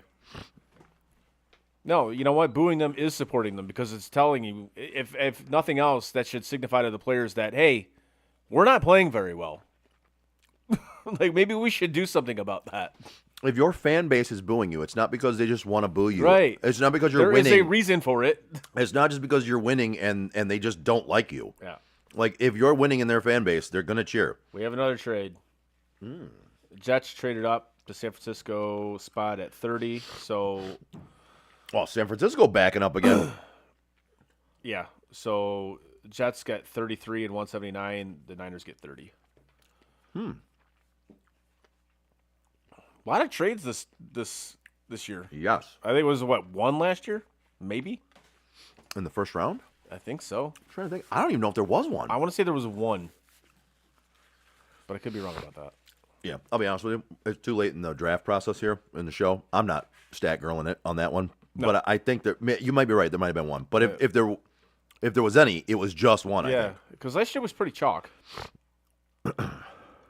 Peter Woods goes to the Kansas City Chiefs. Dude, you know what's funny? It just popped up. Schefter said exactly what we talked about. He goes, another in-division trade when he announced the Buffalo New England one. Yeah. I didn't even see that earlier. It's wild. It is. It's odd. It's a very odd thing to see. Yeah, you in any sport you really don't see that. Like No, division trades. and it's not. Sometimes it's not even because they think the other team is going to do something great. with a draft pick, you might think they're a shit franchise and they're probably going to fuck it up. You're still not going to make the trade with them because it's your in-division rival, and you're going to be like, no, you want my pick? Fuck you. You want my pick? I want it more. Fuck off.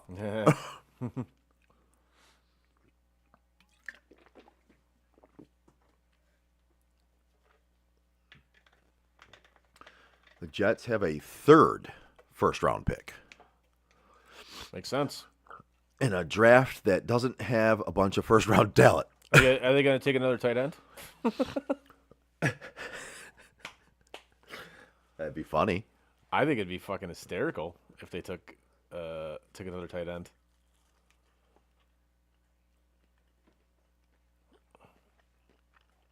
The Chiefs took Peter Woods. Yeah. So they're stocking up on defense. Yeah.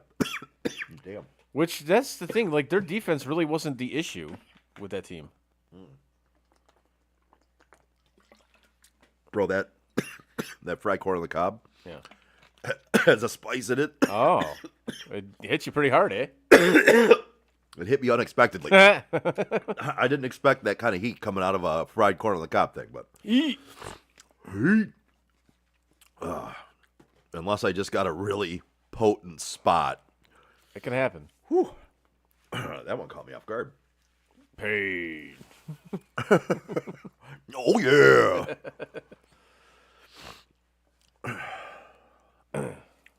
Yeah, like I said, looks like the Chiefs are stacking up on defense. Okay. Yep, they went corner with Mansur Delaney Then defensive tackle. on defensive tackle.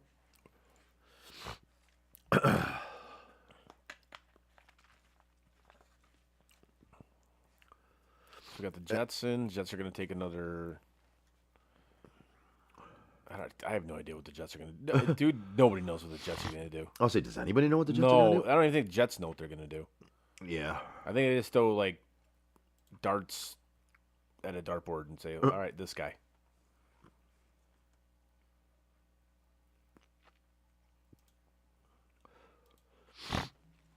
You know, we talk about. Well, let's see who the Jets take here first. Yeah.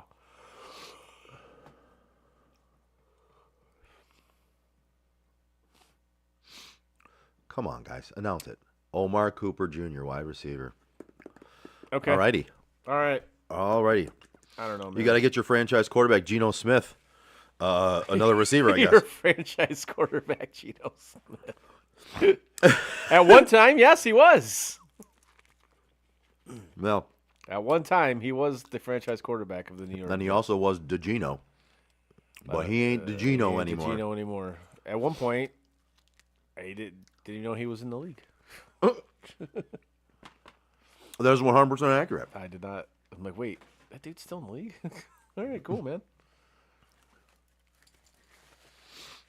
Schefter, you're really slacking on your tweets there, bud. Oh, why? What? He's just slacking. Jeez, buddy. But no, say a little subject I want to touch on. We talk about running backs are not a one you want to spend high picks on, right? Mm-hmm. And not that there's a lot of good running backs in this draft to spend high picks on, but I just want to throw a name out there for you. Jonah Coleman out of Washington. Mm-hmm. To me, right now, I think ESPN has him ranked as their 10th best running back. Okay. And I'll be honest with you. Whoever gets him is going to get a steal. Really? Yes. All right. Yes. His athletic ability, I'm not, and again, don't get me wrong, I'm not saying he's going to be exactly like him and be that good, but he's kind of along the lines of a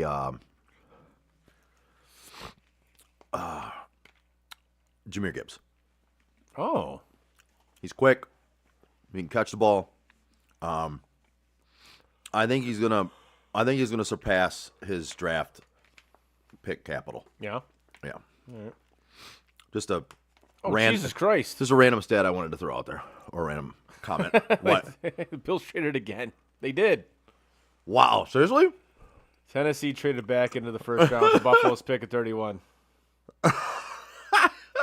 So I don't even get to see the Bills pick. But they did what you wanted three times. They've done exactly what I wanted them to do. They did Stack exactly what you picks. asked 3 different times now. Stack picks. So even though you didn't get to see a pick, I did see. is it still a good night? Yeah, I don't hate it. That's what I would be. If I was a Bills fan, that's what I would say. Like, the only thing I want to see with everything they've done here, what are you going to do with it? Are you going to do something productive with it? Like, make a big splash defensively, which is exactly what you fucking need? Or are you just going to keep all the picks and just build depth? just build depth? Which, again, they need depth. I don't hate that. And let's be honest, right? We talked about this before. If you listen to us, you know. Injuries in the NFL are rising. Oh, yeah. And some of it's the NFL's fault, I think the majority of it is the NFL's fault. and then there are the fact that these guys are freak athletes and put their bodies through strenuous activities that would break a normal human being, right? So, like, yes, they're great athletes, they're in great shape, but they also are still human. Yes. And their ligaments and tendons are the same as everybody else's for the most part, you know, and they can rip and tear and explode, and I mean it's one of those things where there's a lot of injuries. So building depth now is another one of those things where, you know, it's almost along the lines of the edge rusher and the you know, drafting the trenches guys. Yeah. It's almost like a fad at this point, but it's a fad that makes sense. Is there's more injuries going on in the NFL. You need to build depth more. A long time ago, a while ago, it was get your stars, Yeah. right? Yeah, it was. And just put guys behind them, and that's it. Yeah, you didn't care who they were. Get stars, put other guys behind them. But now it is more of like, you know, you're gonna stack some of these draft picks. You're gonna build depth. You're gonna get guys in there because, like we talk about, the draft picks are lottery tickets. The more lottery tickets you buy and scratch, the more chance you have of winning the lottery with one of those picks. Mm-hmm. That is, yes, that's absolutely factual, yes. And, of course, another edge rusher was taken. Titans took an edge. Yep. Okay. Keldrick Falk. Yep. Yep. I knew he'd be going off pretty soon. That's a smart pick. Edge rushers, man. Yep. Smart pick.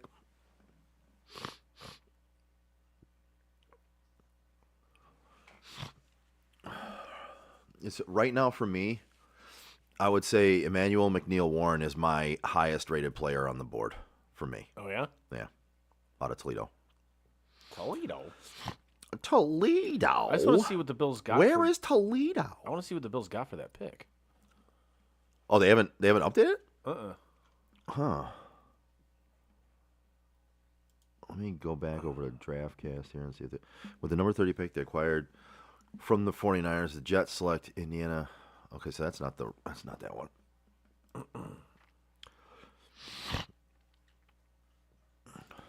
Okay, the Bills trade is not on here. Yeah, the Bills Tennessee trade is not here.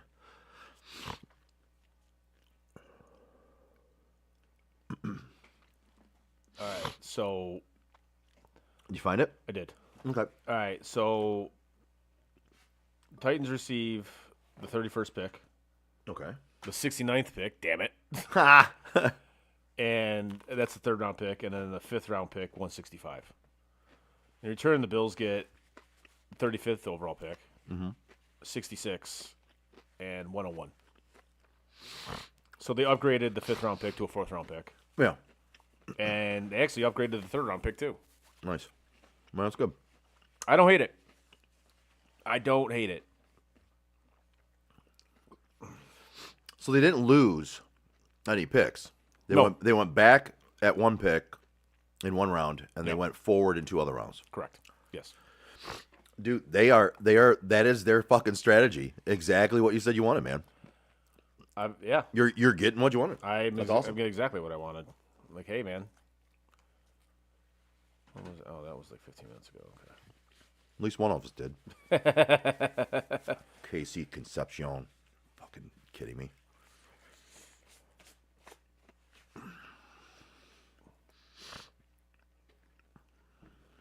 here's one Bills fan not happy about it. Really? Brandon Bean, you're done. You're fucking done. Lock your doors. I'm done. Traded back twice. And by the way, he spelled your. Oh God. Yeah. Yeah. Yep. Yeah. Like, Y-O-U-R. okay. Yep. Okay. Y-O-U-R. That's that instantly I see spelling like that, and I what you have to say means nothing to me at that point. I'm sorry, it just doesn't. I lose all interest in. I hate to sound like a snob, but No, it's not being a snob. If your grammar if your spelling and grammar is that bad, and you don't know the difference in those, like I have a hard time taking you seriously. It's like with there, and there. It's not that difficult. No, it isn't. But I mean, there's so much shit that you see, just misspellings, and just it's like, oh my God. Yeah. Like I can't. And I get sometimes it is, autocorrect. I get that, No, well, those you can tell though. Yeah, you can tell. Like they're trying to spell. They're actually trying to spell a word, and Right. it's like you And can it tell doesn't- where it autocorrected. I Right. get it. Right. But that's not autocorrect. That's just you're too fucking stupid to know the difference between your and your, like Right. you and you are. One of the funniest autocorrects to this day happened back in, what is it, 2012, I think. Mm-hmm. Brooks was texting me about, I was texting him about what we needed to order at the bar. And I said we were out of, I believe it was grenadine. And he said, I asked where we got it from, where I needed to order from. And he said, don't worry about it. I'll go pick some up tomorrow. But it actually autocorrected to lick. He said, so the text I got back from saying, hey, where do we get the grenadine from? Who do we order from? His text said, don't worry, I'll go lick some up tomorrow. Nice. Bro, I laughed for like a fucking hour. All right, like then. solid. I'm like, I still laugh about it to this day. It's fucking hilarious. Don't worry about it. I'll go lick some up tomorrow. Like, you're gonna I what? like that. It's funny. Because it actually does fit. Oh. It's not like it was just a random word that didn't fit. You're like, Gotta be fucking kidding me. Of course it does. oh, That's of course, at the yeah. end. Right at the end of the end, draft, seriously? the TV is trying to shut off because Unbelievable. it said, are you still watching? Yes. We are still watching. Yes. For like another 5 minutes. Yes. Yeah, not much longer, No, but not much yeah, longer, but- we're gonna be watching until the end. This So is- this is it. This is it. Actually, this didn't go. I thought it was going to go a lot longer. I thought it was going to go to at least midnight. Yeah, I'll be honest with you. I think it's right around what I said because I was thinking I'd be home by midnight to do that shipment. Yeah. So I think we're right around that time because it'll take me about a half an hour to get home. Yes. Don't make fun of this dude. He's not a Make-A-Wish kid. He might be. No way. He might be. No. I mean, look, he could be. If this kid's if he's not a Make-A-Wish kid, he's a fucking dork. Nice mustache. Oh, he is a Make-A-Wish kid. Has to be, dude. He's got that star. He's a Make-A-Wish kid. Has to be. He's got that star on his lapel. Okay. That's definitely a Make-A-Wish kid. Yep. I'm glad I stopped you from trying to make fun of him. I saw it coming because I wanted to too. I'm still going to make fun of his mustache. I'm sorry. I'm making fun of his mustache because it looks stupid. Because that's something you can I don't care if you're a Make-A-Wish kid or not. You can control that. You can control the fact that you might have a really fucked up white trashy mustache. Just Yes. don't grow it out. Chris, you're a facial hair lacking person. You just understand. You don't usually grow it out. I Like can't. you're like I just don't. I I can't. just don't try it. It Right? gets too patchy. It's no good. Like Joe Dierte. You telling me it grows in all white trashy like that? Yes, it does. It's terrible. I did the experiment, and Lady Fan will tell you, I did the experiment with it for. Honestly, I remember that, and it actually came in better than I thought it would. Truthfully, Yeah, but that's as good as it was gonna get. that was peak beard. That was for you, it, right? man. It was all downhill from there. That was peak beard, Yeah, and that I'm was like, it. That was That's as it. good as this is gonna Like get. that was the plateau. Yeah, I'm like, no, I'm all set. No more. Yeah, so it's just like, Yeah, okay. well, I would tell you that when you grew out that beard, it was on the other side of white trashy. It wasn't on the side of white trashy. It was wasn't far on the other side of not white trashy, but it was slightly over the line of not white trashy growing in. That's what impressed me, is because I knew you couldn't grow facial hair, and I saw you grow the beard, and I was like, that's actually impressive, dude. Yeah, Like, that's not bad. It was, I don't know. It is. I wasn't a fan, especially in the summertime when it was like it get hot and it was just like, you know. I've never had a time where I didn't have facial hair pretty much since I was like 16, 17, 18, something like that. 16, 17. Yeah, but you're bald, so who cares? Well, that's one reason why I have to keep the facial hair now, dude. You can't be a bald guy and have no facial hair. That's true. Because my buddy, You look like a Make-A-Wish person. You know what I mean? Like, you look like you do. I'm sorry. I was like my buddy Jeremy, same way. He's bald and he's got the facial, you got the beards. Yeah, Like, you have to have it. It's almost a must. You got a napkin over there? By any chance? Yeah. I need a napkin. There you go. Thank you. All right. That will do it for tonight's first round and this year's annual NFL Draft Show. Everybody that watched and might still be watching, and there are still people watching, and listen, I'm impressed by you guys, whoever you are that are watching right now. We appreciate you and we love you. Still watching, go to sleep. It's over. We're going to get off the air and we're going to go to sleep. Thank you all for watching. Peace out.